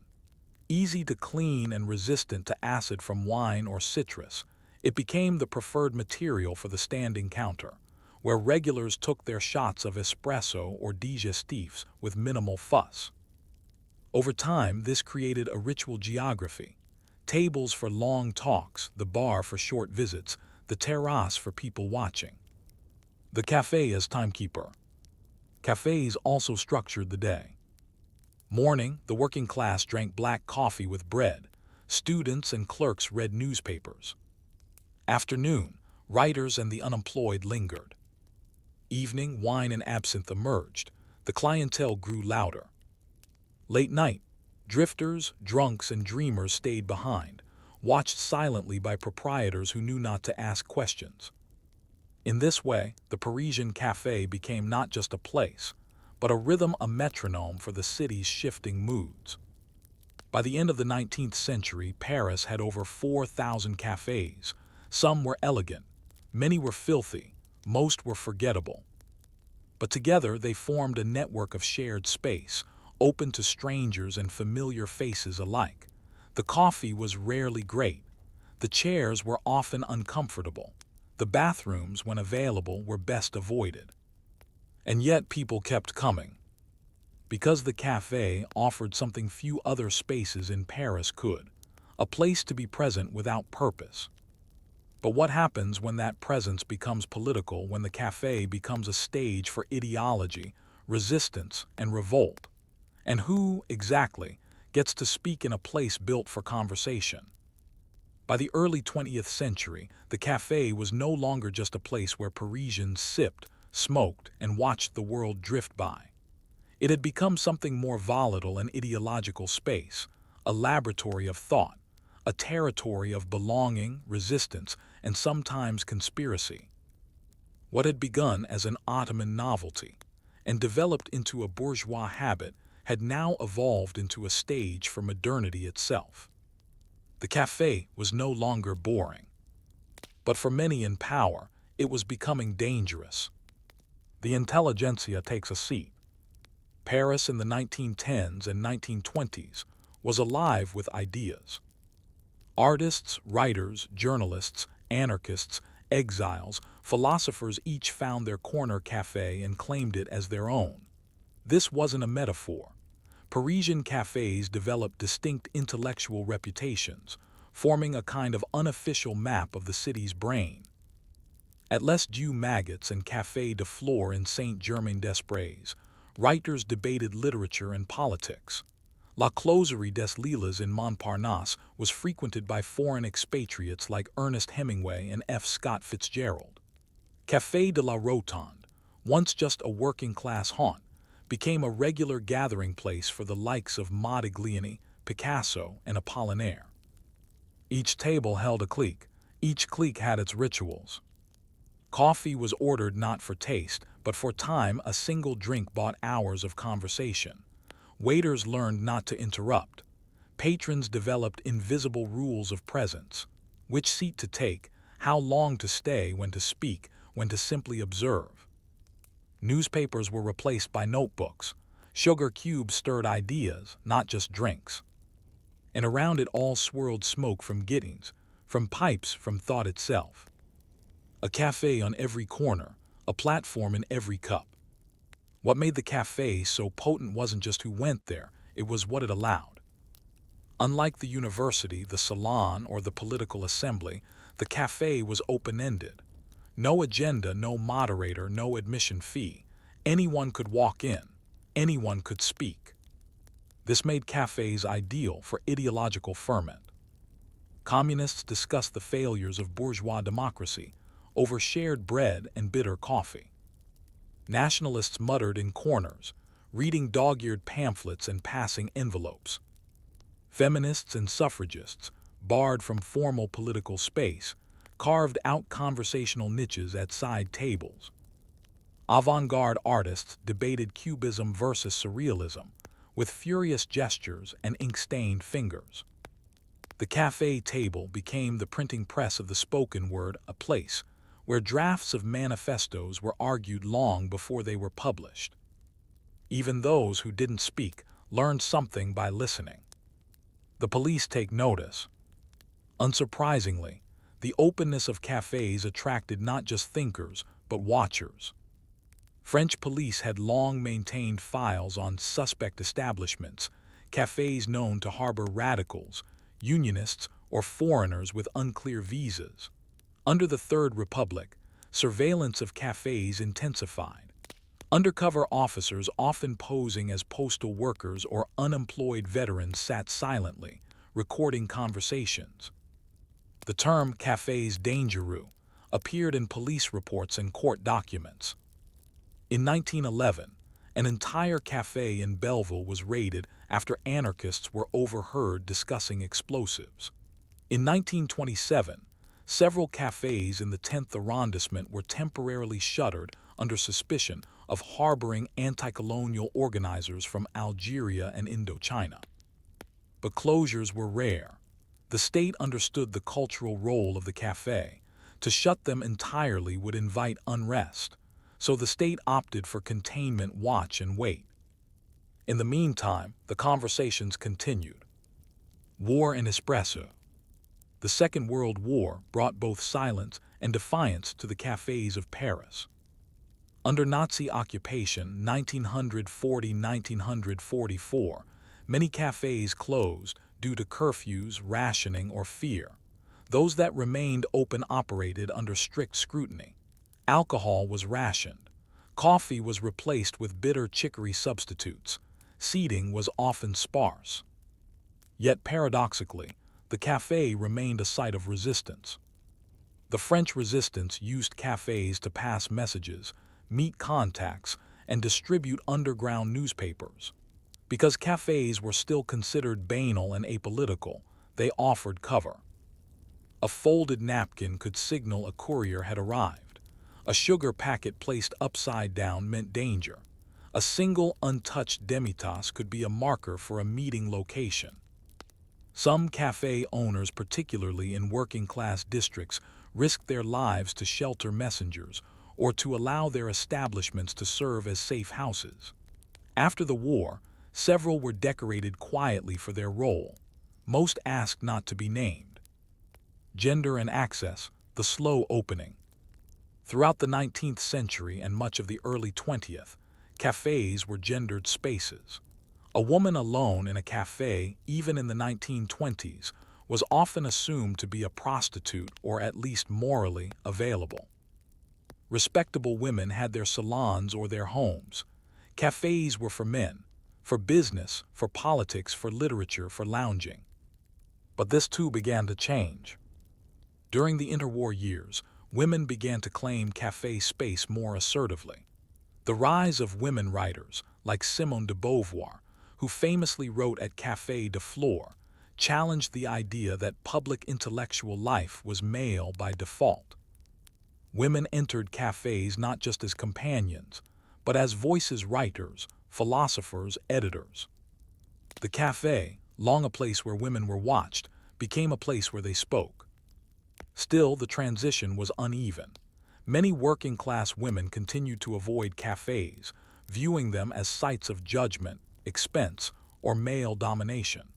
The democratization of cafe space was as slow and uneven as the democratization of the city itself. The cafe as memory palace. By mid-century, Paris had grown quieter in some ways. Post-war reconstruction, rising rents, and urban renewal altered the landscape. The cafes of the left bank were increasingly visited by tourists and students. The cafes of the right bank became more commercial, less conversational. And yet, they remained repositories of memory. Old men still played chess in the corners of Café du Dôme. Regulars still ordered the same apéritifs at the same hours. Waiters developed relationships with patrons that lasted decades. Writers returned to the same table, the same spot, the same familiar rhythm of cup and thought. In this way, the cafe became anchored in time. Even as Paris modernized around it with fast food chains, new subway lines, and blinking neon signs, the cafe preserved the ritual of presence. You sat, you sipped, you stayed. By the late 20th century, the Parisian cafe had become both too ordinary to notice and too essential to lose. It was where nothing happened and everything was said, where revolutions were born and where they quietly failed, where thoughts were formed before they became books, where strangers became lovers, friends, rivals, or ghosts. And the coffee, still bitter, often burned, rarely the point. But if the cafe is a stage for ideas, how does it survive in an age where people no longer stay to listen? Can the rituals of thought endure in a culture increasingly built for speed, convenience, and distraction? As the 21st century unfurled across Paris, something subtle yet profound began to shift. The café, the dusty, smoky refuge of revolutions, philosophers, and old men reading crumpled newspapers, found itself in unfamiliar company. Smartphones, laptops, tourists, and oat milk. The zinc countertops remained. So did the wicker chairs and chipped porcelain cups, but around them the pace of life changed. Conversation shortened. Stay times shrank. The cafe, once a refuge from the rush of life, began to feel caught within it. And yet, despite these transformations, perhaps even because of them, the cafe endures. No longer purely political, nor entirely poetic, the modern Parisian cafe has become something stranger, a cultural compromise, balancing nostalgia with necessity, ritual with relevance. The screens arrive. In the 2000s, cafes were hit by a wave of technology. It began with mobile phones, which turned every solitary coffee into a potentially shared moment. Soon came laptops. Then came Wi-Fi. And with that came a new figure, the screened cafe goer staring intently at glowing rectangles, headphones in, world out. Many cafe owners resisted at first. Signs reading "Pas de Wi-Fi" were common in older establishments. Some proprietors cut power outlets or placed signs discouraging laptop use during peak hours. Others quietly accepted the change, hoping the sight of plugged-in patrons might lend the cafe an aura of creative productivity. But the shift was undeniable. The cafe, once a place of open-ended presence, had become a node in the city's network of work. In some quarters, this was seen as progress and extension of cafe culture into the digital world. But for others, it was a loss of lingering glances, of accidental conversations, of the subtle dance of public privacy that once defined the cafe's charm. Gentrification and the global brew. Another change came from the outside: global coffee culture. By the 2010s, third-wave coffee shops had taken root across Paris. These were sleek, design-forward spaces with minimalist interiors, Scandinavian furniture, single-origin beans, and coffee brewed with scientific precision. The clientele skewed younger, wealthier, and more international. The menus were in English. The prices were in euros but high. A flat white might cost as much as a bottle of wine once did in a corner cafe. This wasn't the cafe of Simone de Beauvoir or Jean-Paul Sartre. It was the cafe of digital nomads, startup founders, and freelance creatives.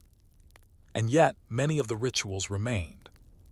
People still came to sit, still came to think, still came to watch the street. But increasingly, they did so alone, headphones in, screen aglow, fingers typing. The communal aspect, the unspoken expectation that a cafe was a social space, was fraying. And as rents rose across Paris, many of the older cafes, the ones with grime in the grout and regulars who knew the waiter's first name, closed, replaced by branded experiences, designer tables, and latte art. Refuge and routine. Yet even as trends shifted, the traditional Parisian cafe refused to vanish. In working-class neighborhoods like Belleville and Ménilmontant, small PMUs, cafes that double as betting parlors, still serve espresso at the bar for €1.20. The regulars still come, same as they have for years, early in the morning, for a quick coffee, a cigarette, and a few moments of conversation. These cafes are louder, less curated, more lived in. The baristas are older, the coffee is worse, but they remain anchored, culturally and economically, in the rhythms of the everyday. They are not places to be seen, but places to be known. And across the arrondissements, cafes still perform their daily choreography. At 7 a.m., the early shift drinks café crème and eats tartines. At noon, retirees claim their seats near the sun. At 3 p.m., students and freelancers quietly type or sketch. At 6 p.m., the cafe morphs into an apéro: bar wine, pastis, peanuts. At 9 p.m., tables shift again. Couples linger, glasses clink, the hum of night begins. This quiet, unspoken schedule is not imposed. It simply emerges, sustained by routine, repetition, and the slow habits of a city that resists forgetting itself. The cafe is archive. In a city that forgets nothing and changes constantly, the cafe has become something curious, an archive of the unimportant. Not a museum, not a monument, but a place that collects the daily minutiae of lives lived in public.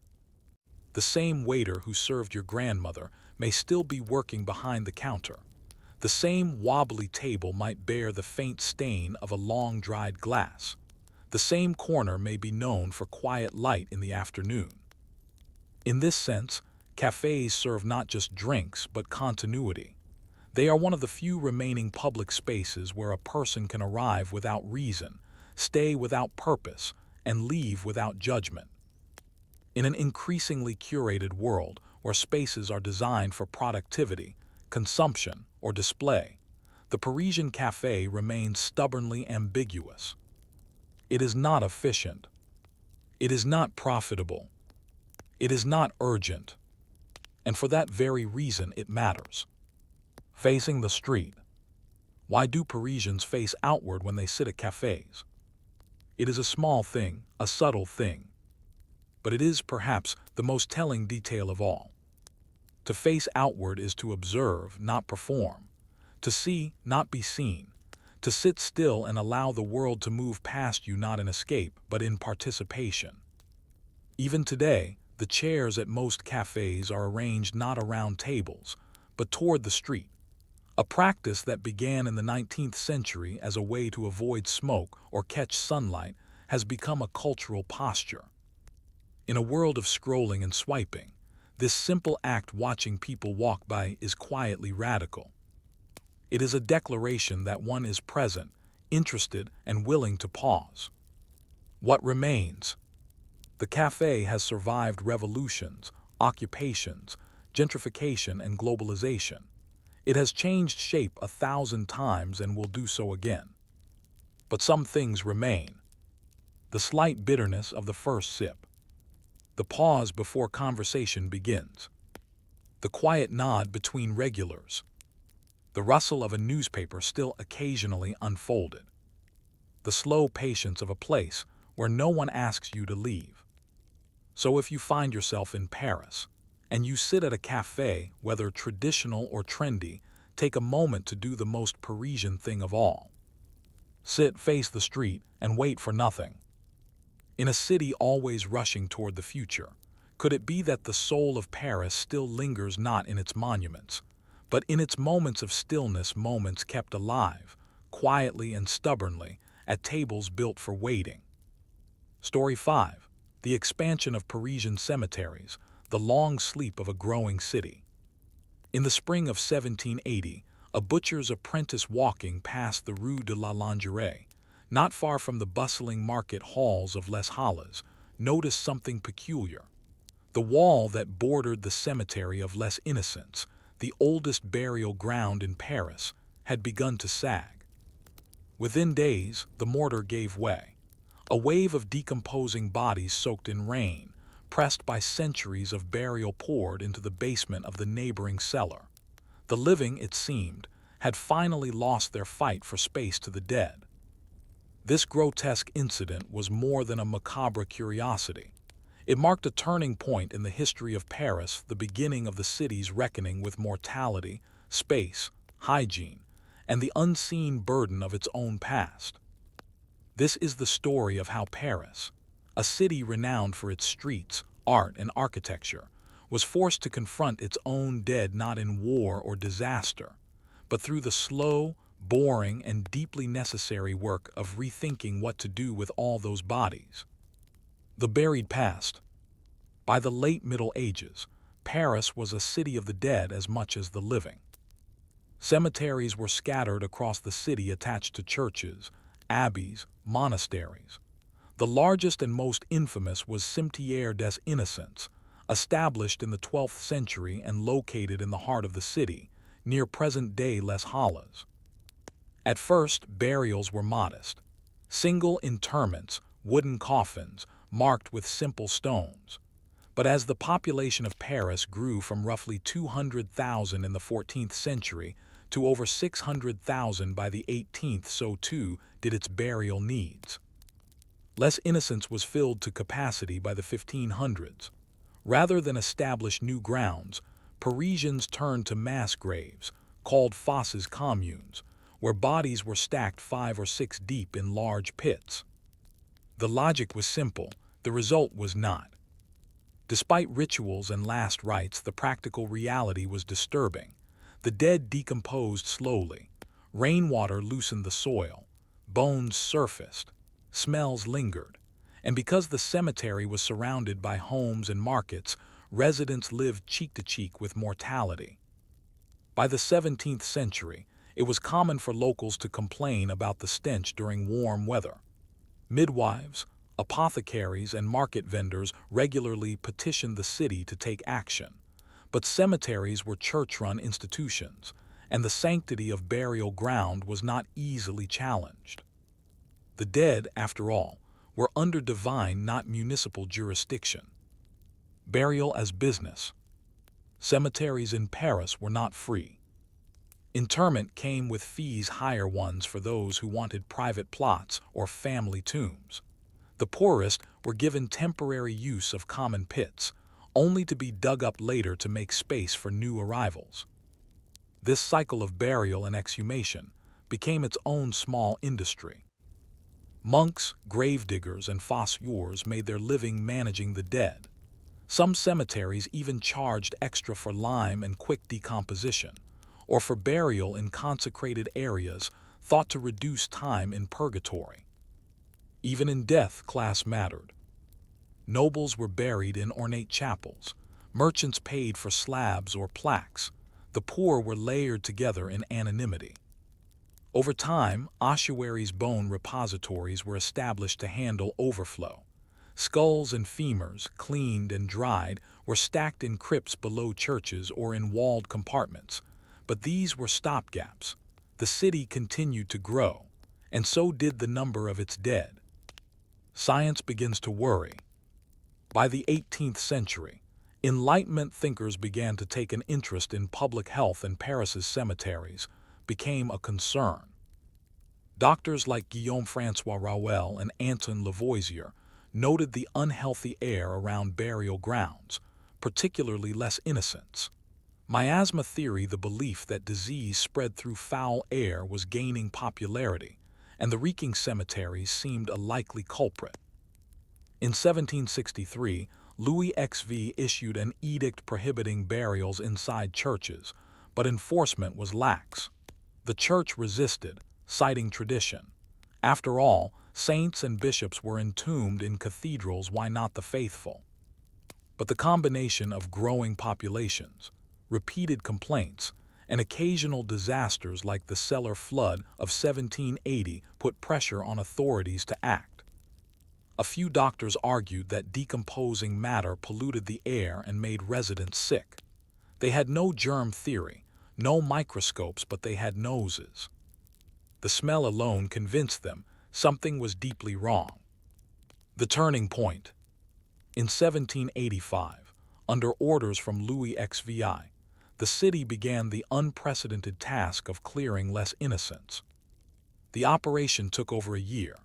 At night, under cover of darkness, carts filled with bones and decomposed remains made their way to an abandoned series of limestone quarries beneath the Porte d'Enfer, what would become the catacombs of Paris. Priests recited prayers. Workers wore masks soaked in vinegar. Bones were carefully arranged along the quarry walls in artistic formations. Skulls were stacked in rows. Femurs were placed in cross patterns. Signs marked the cemeteries from which they came. This was not just sanitation, it was reverent logistics.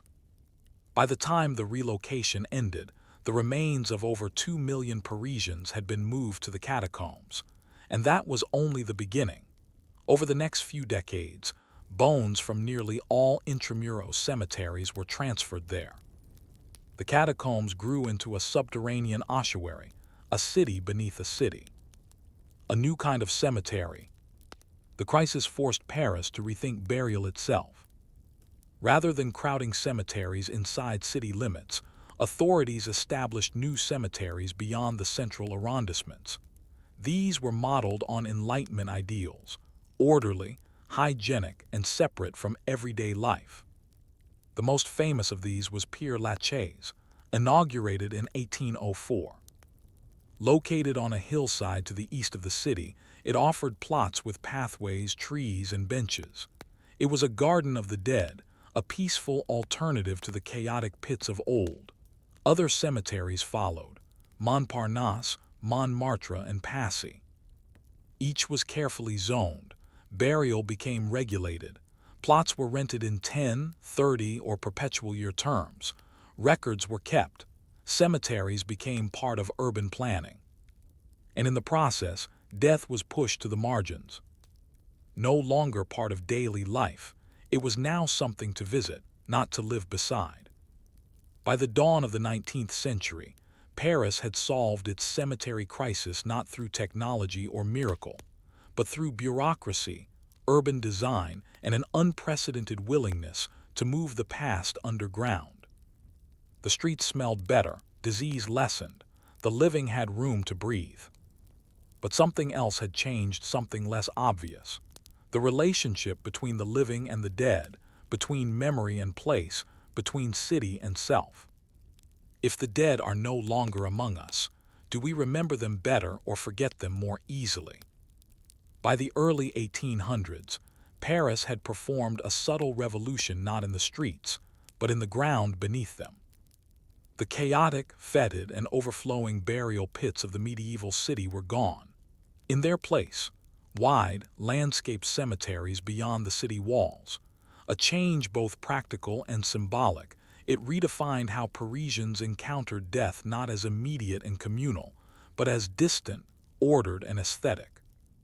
The most famous of these new burial spaces, Père Lachaise Cemetery, would come to embody not just the hygienic imperatives of post-Enlightenment urban planning, but also the emotional and cultural evolution of mourning itself. What followed was not merely an expansion of cemeteries, but a transformation of how the living remembered the dead. Père Lachaise, Death in the Romantic Age. Inaugurated in 1804 and named after François de Lachaise, confessor to Louis XIV, Père Lachaise was a radical concept in its time. Situated on a hill in the then suburban east of Paris, it offered something unheard of in Parisian burial tradition: space, nature, privacy. Its design was inspired by English garden cemeteries and Enlightenment ideals of order and beauty. Instead of mass graves and skeletal walls, Père Lachaise offered winding paths, terrace slopes, and individual plots. Families could commission mausoleums, tombstones, and sculptures. Trees shaded the dead. Birds returned. At first, however, it was a failure. Parisians were reluctant to bury loved ones so far from the city. Worse, the site lacked prestige. No important figures had been interred there. The solution: marketing by exhumation. In 1817, the remains of Molière and La Fontaine, two of France's most beloved writers, were transferred to Père Lachaise. Word spread. Burial there became fashionable. Demand soared. Within decades, the cemetery was the most desired address for the dead in Paris. Mourning becomes an art form. The new cemeteries, especially Père Lachaise, became places of pilgrimage, not just mourning. Families commissioned grand tombs, miniature chapels, obelisks, weeping angels. Mourning became visible, material, and symbolic. It was not enough to remember the dead. One had to demonstrate remembrance. Stonemasons and sculptors flourished. Mourning jewelry, funerary photography, and painted portraits of the deceased became common. Grave visits turned into rituals, often tied to anniversaries or saints' days. The cemetery became an emotional space, designed for both loss and contemplation. It also became a public park. Especially by the mid-19th century, families would stroll Père Lachaise not just to mourn, but to socialize, reflect, and even picnic. Guidebooks were printed. Maps were sold. The graves of famous figures became stops on unofficial walking tour. To be buried in Père Lachaise was to join the cultural memory of the city. Class in death. Despite its romanticism, the new burial system was not entirely egalitarian. While the state provided burial for the destitute in outlying plots or mass sections, Most Parisian cemeteries operated on a lease model. Families paid for 10-year, 30-year, or permanent rights to burial. Poorer Parisians often couldn't afford permanent plots. After 10 or 30 years, the bones would be exhumed and moved to a communal ossuary. Even in death, one's place in the city was subject to economic permanence. Certain cemeteries acquired reputations. Montmartre, 1825, attracted artists and musicians. Montparnasse, 1824, became popular with intellectuals and the bourgeoisie. Passy, 1820, served the western, wealthier arrondissements. Each cemetery became a microcosm of Parisian society, segregated by class, belief, and fame. Monuments reflected this divide. Some tombs were plain, marked only by name. Others were elaborate marble structures with stained glass and sculpture. These weren't just markers of memory, they were statements of social value, etched in stone. The city expands around the dead.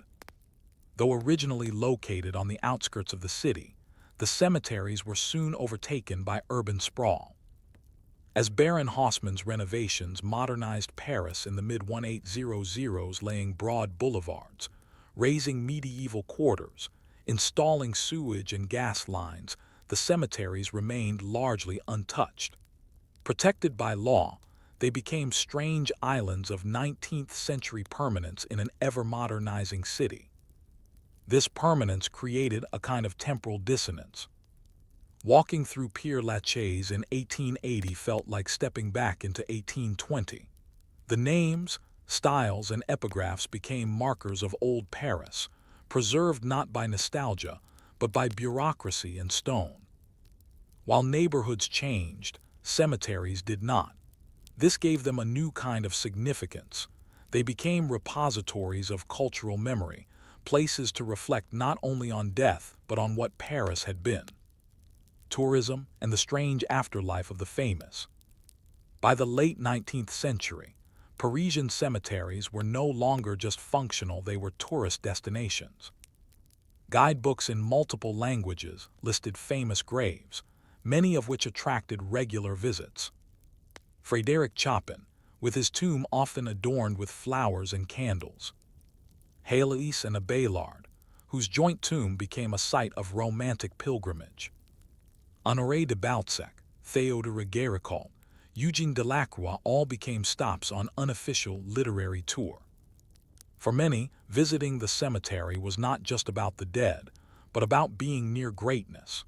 It was a way to feel connected to the intellectual and artistic legacy of France. Tombstones became relics, cemeteries became living museums. Yet this raised a question. If graves are monuments, who decides who is worth remembering? As the 20th century loomed, debates emerged over space, legacy, and cultural value. Not every grave could be preserved. Not every family could maintain a lease. And as more people died, space became scarce again. The dead at a distance. One of the unexpected consequences of the cemetery reforms was a psychological distance from death. Unlike the Middle Ages, when the dead were buried under churches or within the heart of the city, 19th century Parisians increasingly encountered death through stone and ritual rather than daily presence. Death became outsourced to undertakers, gravediggers, cemetery attendants. The traditional wake held in the home gave way to funeral parlors and chapels. Mourning became more formalized, less spontaneous. Grief was expressed through etiquette and time limits. This was not unique to Paris. It reflected broader European shifts in death culture, what sociologist Philippe Aries called the movement from tamed death to forbidden death. In short, people began to speak of death less, to see it less, to sanitize it. And while cemeteries like Père Lachaise offered beauty and dignity, they also represented the compartmentalization of death in modern life. By the end of the 19th century, Paris had succeeded in building a system for the dead that was orderly, beautiful, and deeply symbolic. but in creating cemeteries that felt like gardens that elevated memory into artistry, the city had also created a paradox, a place for the dead that was, increasingly, more for the living. If cemeteries become tourist attractions, museums, or parks, do they still serve the dead, or have they been entirely claimed by the needs of the living? By the turn of the 20th century, the great cemeteries of Paris, Père-Lachaise, Montmartre, Montparnasse, and Passy had become so much more than repositories for the dead. They were cultural archives, spaces of art, politics, pilgrimage, and memory. But time, always the most faithful companion of the cemetery, continued its slow advance. Paris grew, wars came and went, families moved or vanished, trees matured, and the cemeteries aged with grace in some corners, with neglect in others. As the modern world crept ever closer, these cities of the dead faced an unfamiliar question. What does it mean to preserve memory in a city that constantly reinvents itself? Cemeteries at war. The two world wars had a strange impact on the cemeteries of Paris. During World War I, many young soldiers were buried in temporary military plots outside the city. Those who returned were often commemorated not individually, but through monuments, aux morts, stone memorials listing the names of the fallen, placed in town squares and churches across France. These memorials symbolized a shift from personal burial to collective memory. During World War II, the cemeteries fared differently. Bombings in Paris were minimal, sparing most burial sites from destruction, but they did not escape ideological violence. The German occupation brought censorship, suppression, and in some cases, defacement. Graves of Jewish families and political dissidents were vandalized. Names were sometimes erased. And yet, cemeteries became quiet spaces of resistance too. Small bouquets placed on the tomb of a banned writer, a tricolor ribbon tied around the iron gate of a fallen soldier's grave. Silent gestures, but powerful ones. The return of neglect. By the 1950s, the great cemeteries were no longer expanding. Paris, hemmed in by its peripheries, had grown as far as the cemeteries would allow. The city's dead now increasingly rested in suburbs or crematoriums. The urban cemeteries, once fashionable, slowly fell out of daily use. And with that shift came neglect. Plots went untended, stone cracked, iron rusted. Many families, having moved away or lost their leases, ceased to maintain the graves. City workers did what they could, but underfunding and changing priorities left many corners of Père-Lachaise and Montparnasse to nature. In some sections, the paths are nearly impassable. Ivy climbs over names. Surnames crumble to dust. This, too, is a kind of history, what is forgotten, not just what is remembered. Fame and the curious pilgrimage. In the 1960s and 70s, a new kind of visitor arrived. These were not mourners but pilgrims of culture. Young travelers, often from abroad, drawn not to ancestors but to icons. In 1971, American singer Jim Morrison died in Paris and was buried in Père-Lachaise. The modest headstone was quickly overwhelmed by graffiti, flowers, candles, and fans. For many, the cemetery became synonymous with his grave alone. Other graves, Oscar Wilde, Edith Piaf, Marcel Proust, likewise became destinations for tribute and tourism. Visitors would kiss Wilde's tomb, leave lipstick marks, cigarettes, poems. The city responded. Barriers were erected, fines issued, restoration efforts launched. But the trend only deepened. Cemeteries were now part of the Paris tourist experience, featured in guidebooks, walking tour, even Instagram posts. The dead had not been forgotten, but they had been repurposed. Administration of eternity. Running a cemetery is not a romantic task. It is paperwork, zoning, maintenance, renewal of leases. In Paris, graves are not owned forever unless explicitly purchased as concessions perpetuals, which are expensive. Most plots are leased in 10 or 30-year terms. When a lease expires and no descendant renews, the grave may be reclaimed by the city. The bones are often relocated to communal ossuary. The plot may be reassigned. This creates a subtle but chilling rhythm, the slow erasure of forgotten dead. Walk through any cemetery and you'll see its small iron plaques on abandoned plots marked concession HU, expired concession, sometimes a yellow sticker, a final warning. The romantic illusion of eternal rest is, in fact, governed by quiet bureaucracy. New pressures. In the 21st century, space is scarce. Paris is now home to over 2 million people.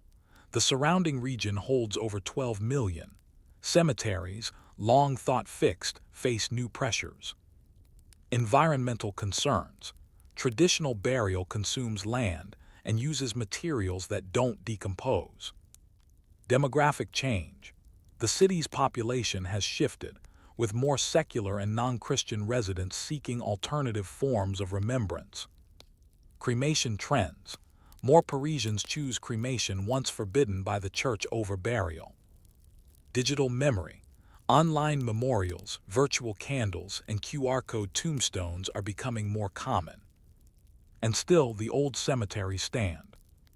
No longer central to Parisian life, but still quietly vital as spaces of reflection, history, and strange serenity. The cemetery as mirror. Today, to walk through a Paris cemetery is to walk through layers of time. The political revolutionaries, the forgotten shoemakers, the architects, the widows, the children, the soldiers, the suicides, the saints, the singers. Each name, when still legible, is a door to another life, but most doors remain closed. And yet, there's a dignity in that. Not every life needs to be remembered by all. Some rest in silence, some bloom in anonymity. Paris's cemeteries do not teach history in the traditional sense. They do not impose lessons. They do not shout. They whisper if you're willing to pause and listen. A final reflection. In 1786, when the bones of less innocents were carted through the city to their new resting place underground, few would have imagined that Paris would someday build gardens of memory so elaborate, so symbolic, so enduring. And yet, in solving the problem of the dead, the city stumbled into something greater, a place for the living to encounter time. These cemeteries, born out of sanitation and crisis, became spaces of art, identity, and stillness. So the next time you pass by Père Lachaise or Montparnasse, consider the gravestone, the tree, the name half erased by moss. It is all part of a longer conversation, a slow one that waits. If a city is defined by its streets, is it also defined by what it chooses to remember and what it lets fade beneath the ivy? Story 6. Paris sewers and sanitation, a world beneath the city. Beneath the cobbled charm of 19th century Paris ran something altogether less poetic, a sluggish, putrid, and mostly forgotten underworld. Before the grand sewers of Baron Haussmann or the gleaming grates of modern sanitation, Paris had a problem that, quite literally, ran through every street and gutter: waste. This is the story of how a city, rich in art and politics above ground, was once defined by filth below it, and how it took over a century of complaints, crises, and quiet engineering to transform the underbelly of Paris into one of the most ambitious urban sewer systems in the world. It began with nothing more than a ditch, a city without plumbing. In the medieval and early modern periods, Paris, like most European cities, lacked what we would now call infrastructure. Water arrived via wells or public fountains. Waste, however, had no designated route. For the average Parisian in the 1500s, the daily ritual of relieving oneself, whether in a chamber pot, latrine, or field, was followed by a common act: dumping it out the window. This gave rise to the polite and practical cry, "Gare l'eau," watch out for the water, a euphemism that everyone understood did not mean rain. Street cleaners, often unpaid and referred to as chiffoniers or rag pickers, attempted to scrape away the muck, but their efforts were no match for the volume of filth generated by hundreds of thousands of residents, horses, pigs, and food vendors. Paris was a city of ditches, open gutters that ran through the middle of streets, carrying rainwater, waste, and whatever else was discarded. In summer, these channels dried to a crust. In winter, they froze. Most of the time, they simply festered.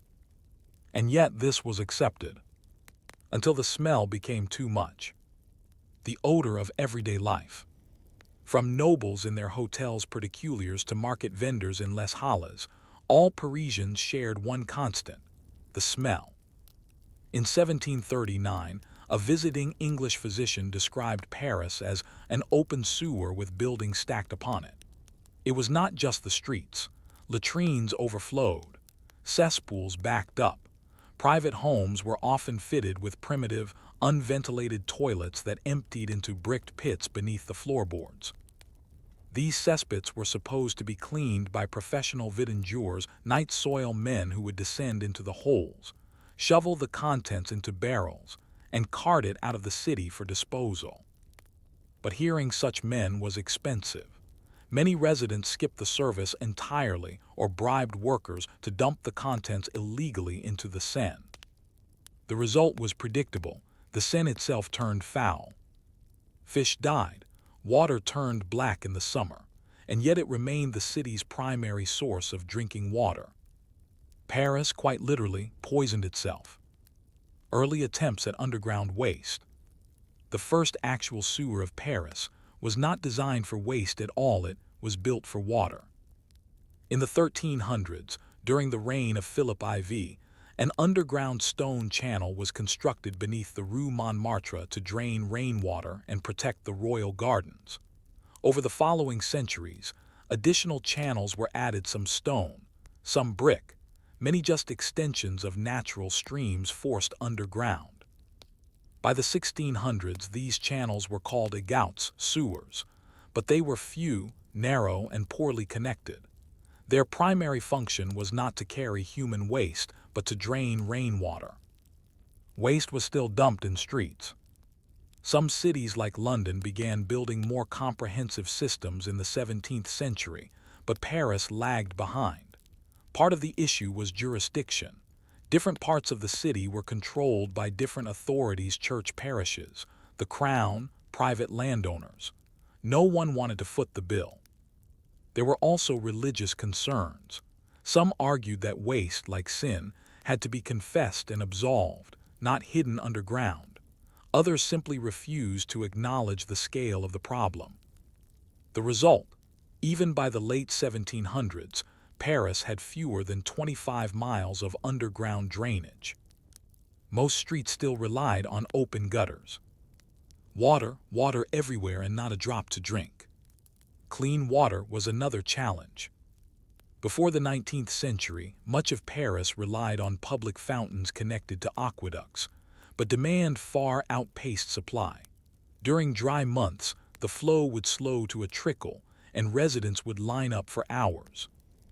Wealthier homes had cisterns or access to private wells, but even these could be contaminated by nearby cesspools. By the 1830s, cholera and typhoid outbreaks had become frequent. The connection between dirty water and disease was still debated, but the poor suffered disproportionately. In 1832, a cholera epidemic killed over 19,000 Parisians in just a few months. The smell of sewage, the corpses, the panic. It became impossible to ignore that Paris needed reform, not just in streets and sewers, but in how it thought about health itself.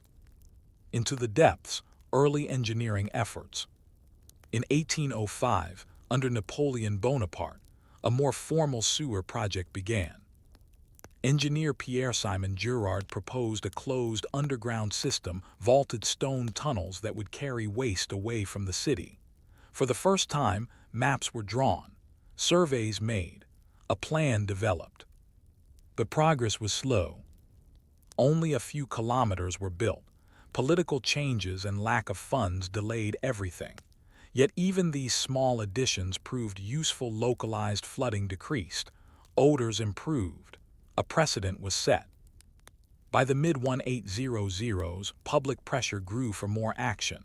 The streets were still dirty, the Seine still smelled, the working poor were still dying from preventable illness. The solution would come not from a doctor or a priest, but from an administrator, a visionary with a pickaxe.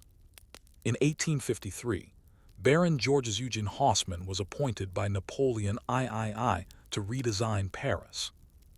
Haussmann is often remembered for broad boulevards, parks, and grand facades, but perhaps his most lasting achievement lies underground. He worked with engineer Eugene Belgrand to expand and modernize the sewer system in ways never attempted before.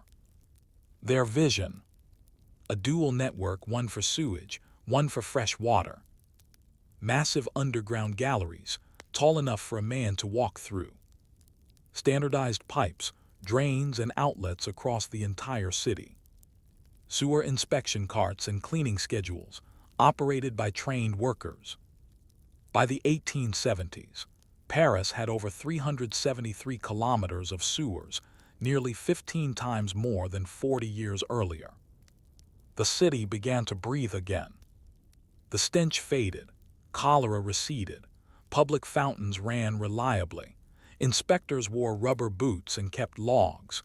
Even the waste of tens of thousands of homes now disappeared discreetly beneath the feet of pedestrians. And for the first time, Parisians began to take pride in their sewers. By the late 19th century, the sewers of Paris had grown from a patchwork of shallow trenches into a monumental underground system. But this network was more than a marvel of sanitation. It became a city unto itself, a hidden mirror of the world above, with its own streets, workers, and lore. As the city modernized, this invisible underworld inspired not just engineers, but novelists, philosophers, and tourists. The Parisian sewer became both a functional necessity and a cultural curiosity. A mirror below. The genius of Baron Haussmann and engineer Eugene Belgrand lay not only in construction, but in organization. By the 1870s, Paris's sewers were laid out to follow the streets above. Each boulevard had a corresponding underground corridor. If you stood on Rue de Rivoli or Boulevard Haussmann, you could be certain that a vaulted sewer ran below, channeling wastewater away to the Seine. This spatial mirroring was intentional. It allowed for ease of mapping and maintenance, logical access for repairs, standardization of design. Each sewer had walkways along both sides for workers. Iron rungs embedded in the walls allowed access from street-level manholes. Lamps, ventilation shafts, and flow gauges were installed. A modern visitor might imagine darkness and filth, but in the 19th century, these tunnels were a revelation. They were relatively clean, carefully maintained, and designed to be toured. And toured they were. The sewer as attraction. Starting in the 1860s, Paris began offering official tour of its sewers. Visitors, often upper-class Parisians or foreign dignitaries, were escorted into the tunnels on custom-built boats or carts on rails, pulled by workers through the corridors. It was a strange spectacle, people in formal dress floating past pipes and sluices, observing the inner workings of their city as if on a museum visit. Guides explained how sewage was diverted, how the grates were cleaned, how engineers monitored flow. The public was fascinated. Newspapers described the experience as both alarming and a marvel of civilization. Schoolchildren were sometimes taken for educational visits. By the 1890s, the sewers were listed in Paris guidebooks alongside Notre Dame and the Eiffel Tower. The underworld had become part of the tourist circuit. Workers of the underground. For all the glamour surrounding tour and engineering, the day-to-day maintenance of the sewer system depended on a small, specialized class of men. The Agautiers' sewer workers. Their lives were not glamorous. Armed with hooks, scrapers, and long-handled rakes, these workers patrolled the tunnels daily. They cleared blockages, cleaned grates, and ensured water flow remained steady. Their gear included rubber boots and oilskin overalls, leather helmets with lamps, rope harnesses for climbing into vertical shafts. The Agautiers became known for their toughness and silence. Few spoke about their work. Many came from families with generations of sewer work behind them. Despite the grime, the danger, and the stench, they took pride in their role. Their labor kept the city healthy. Their paths remained unseen. Some even called themselves citizens of the Under Paris. The mortality rate was surprisingly low thanks to training and ventilation, but respiratory illness and accidents were common. Falls, gas leaks, and floods posed constant threats. Still, few quit. The job was stable, with pensions and rare oversight from above. For these men, Paris was not defined by what it built above ground, but how it protected itself below. Sewer legends and literary echoes. The Paris sewers inspired not only engineers but writers. Perhaps the most famous sewer scene in literature appears in Victor Hugo's Les Miserables, 1862. In the novel's climax, the fugitive Jean Valjean escapes through the sewer system, carrying the wounded Marius on his back. Hugo describes the sewers in exhaustive detail: how they twist, how they stink, how they symbolize the moral underworld of society. To him, the sewers were a metaphor for redemption and rot, for what Paris tried to hide but could not ignore. "The sewer is the conscience of the city," he wrote. "Everything there converges and confronts everything." This vision took hold. Soon, the sewers were not just infrastructure, they were part of Parisian myth, a place where criminals vanished, a place of hidden revolutions, a place, even, of buried treasures. Throughout the 19th and early 20th centuries, popular imagination transformed the tunnels into a kind of Gothic labyrinth, alive with mystery. While most of this was romantic fiction, there were truths embedded in the myths. The sewers during crisis. During periods of political upheaval, the sewers played unexpected roles. The 1848 revolutions and Paris Commune, 1871, saw rebels use the tunnels to move covertly. Police suspected the underground routes were used for transporting arms and evading arrest. Sewer maps became closely guarded documents during times of unrest. During World War II, the sewers were again implicated in clandestine operations. The French resistance used them in parts of occupied Paris to relay messages and evade German patrols. Still, they remained dangerous. Flooding, toxic gases, and disorientation could doom the untrained. The myth of the sewers as a revolutionary space endured, but so did the reality of disease and decay. Changing technologies and the decline of all.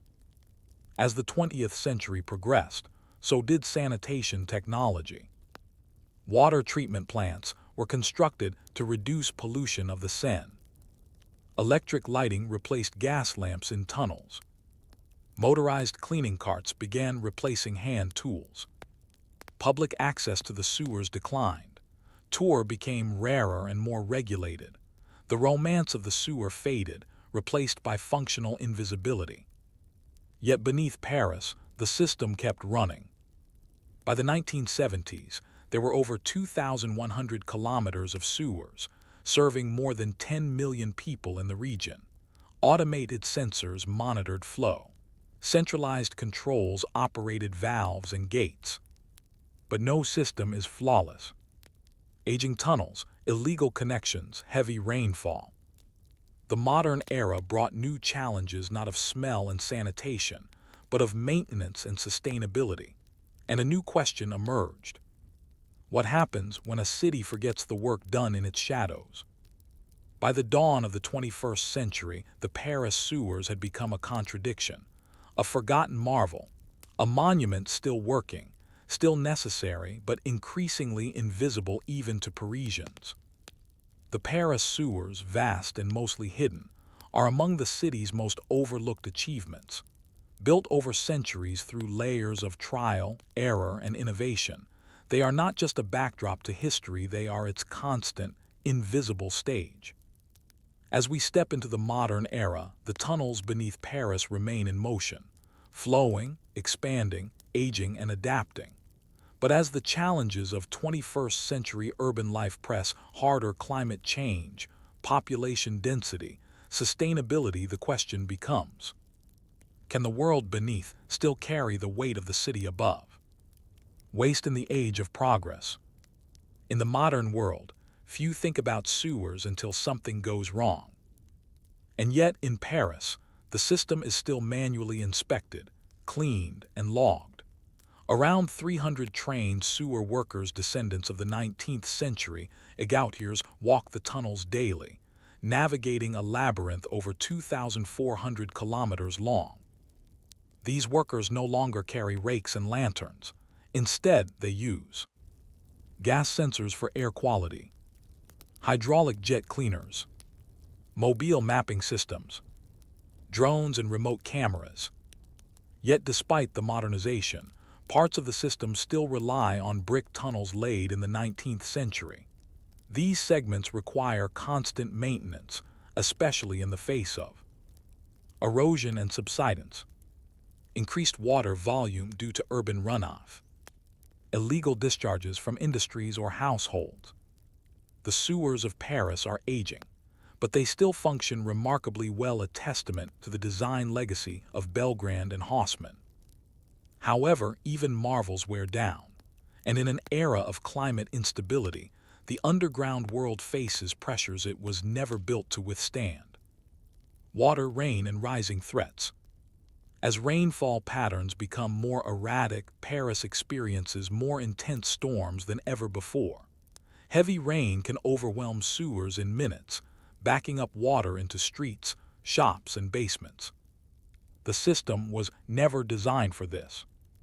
While 19th century engineers accounted for seasonal rains, they could not foresee urban sprawl, impermeable surfaces, or the acceleration of extreme weather events.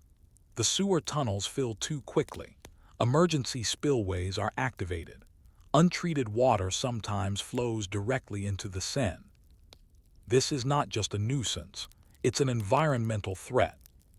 Efforts to modernize the system include retention basins, massive underground chambers to hold excess rainwater temporarily, green infrastructure, parks, permeable pavements, and rooftop gardens to absorb rainfall before it reaches the sewers, real-time monitoring, AI-assisted sensors that redirect flow to avoid flooding.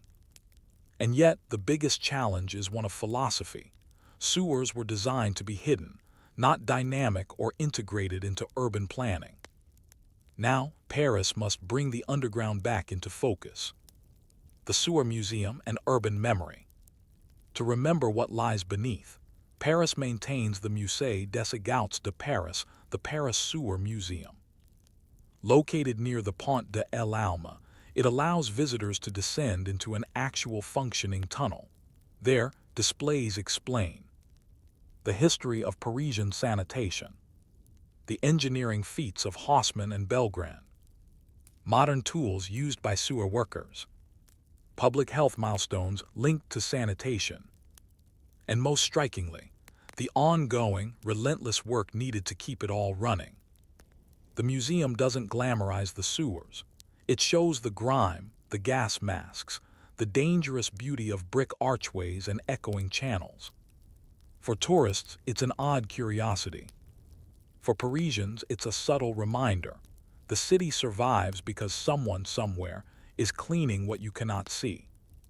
Cultural echoes and the sewer in modern imagination. The Paris sewers continue to inspire artists, filmmakers, and writers. From the 1980s thriller Les Égouts due parodies to appearances in Midnight in Paris and Ratatouille, the tunnels beneath the city have come to symbolize hidden knowledge, escape, and survival. the collision between the old and the modern, the unseen forces that shape urban life. Writers like Italo Calvino and Roland Barthes have written about the city as a layered text, where the sewer is the footnote unseen but essential. Urban explorers known as cataphiles sometimes break into closed portions of the sewer or adjacent catacombs, risking arrest to map forgotten zones. Even in the digital age, the underground world holds mystery. But the mystery is not romantic, it is functional. It keeps disease at bay. It supports life above.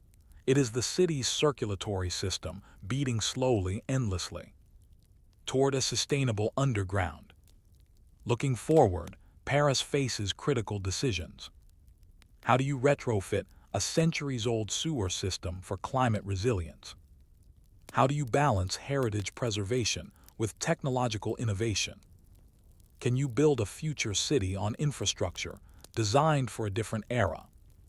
Solutions are emerging. Separate graywater from blackwater to reduce treatment loads. Use biological treatment zones within the sewer itself. Implement dynamic pricing or metering to incentivize water conservation. Link sewer data to urban planning tools to predict stress points. But all these require public awareness and political will. For most people, the sewer remains invisible. It is not part of civic pride like a monument. It is not part of climate discourse like air quality. Yet without it, Paris would drown in its own beauty. A final reflection. From medieval cesspits to Haussmann's vaulted tunnels, from stinking ditches to AI-monitored networks, the story of the Paris sewers is a story of what cities owe to the unseen. It is a story of waste, but also of work, will, and wisdom. Every flush, every drain, every storm that passes without flood is a quiet miracle, made possible by layers of stone, water, and labor. In the end, perhaps the sewer is not a symbol of filth, but of humility, a reminder that beneath every light lies a shadow, and beneath every city lies the silent infrastructure that holds it all together. So the next time you walk a Parisian street, remember, just a few meters below, history flows on.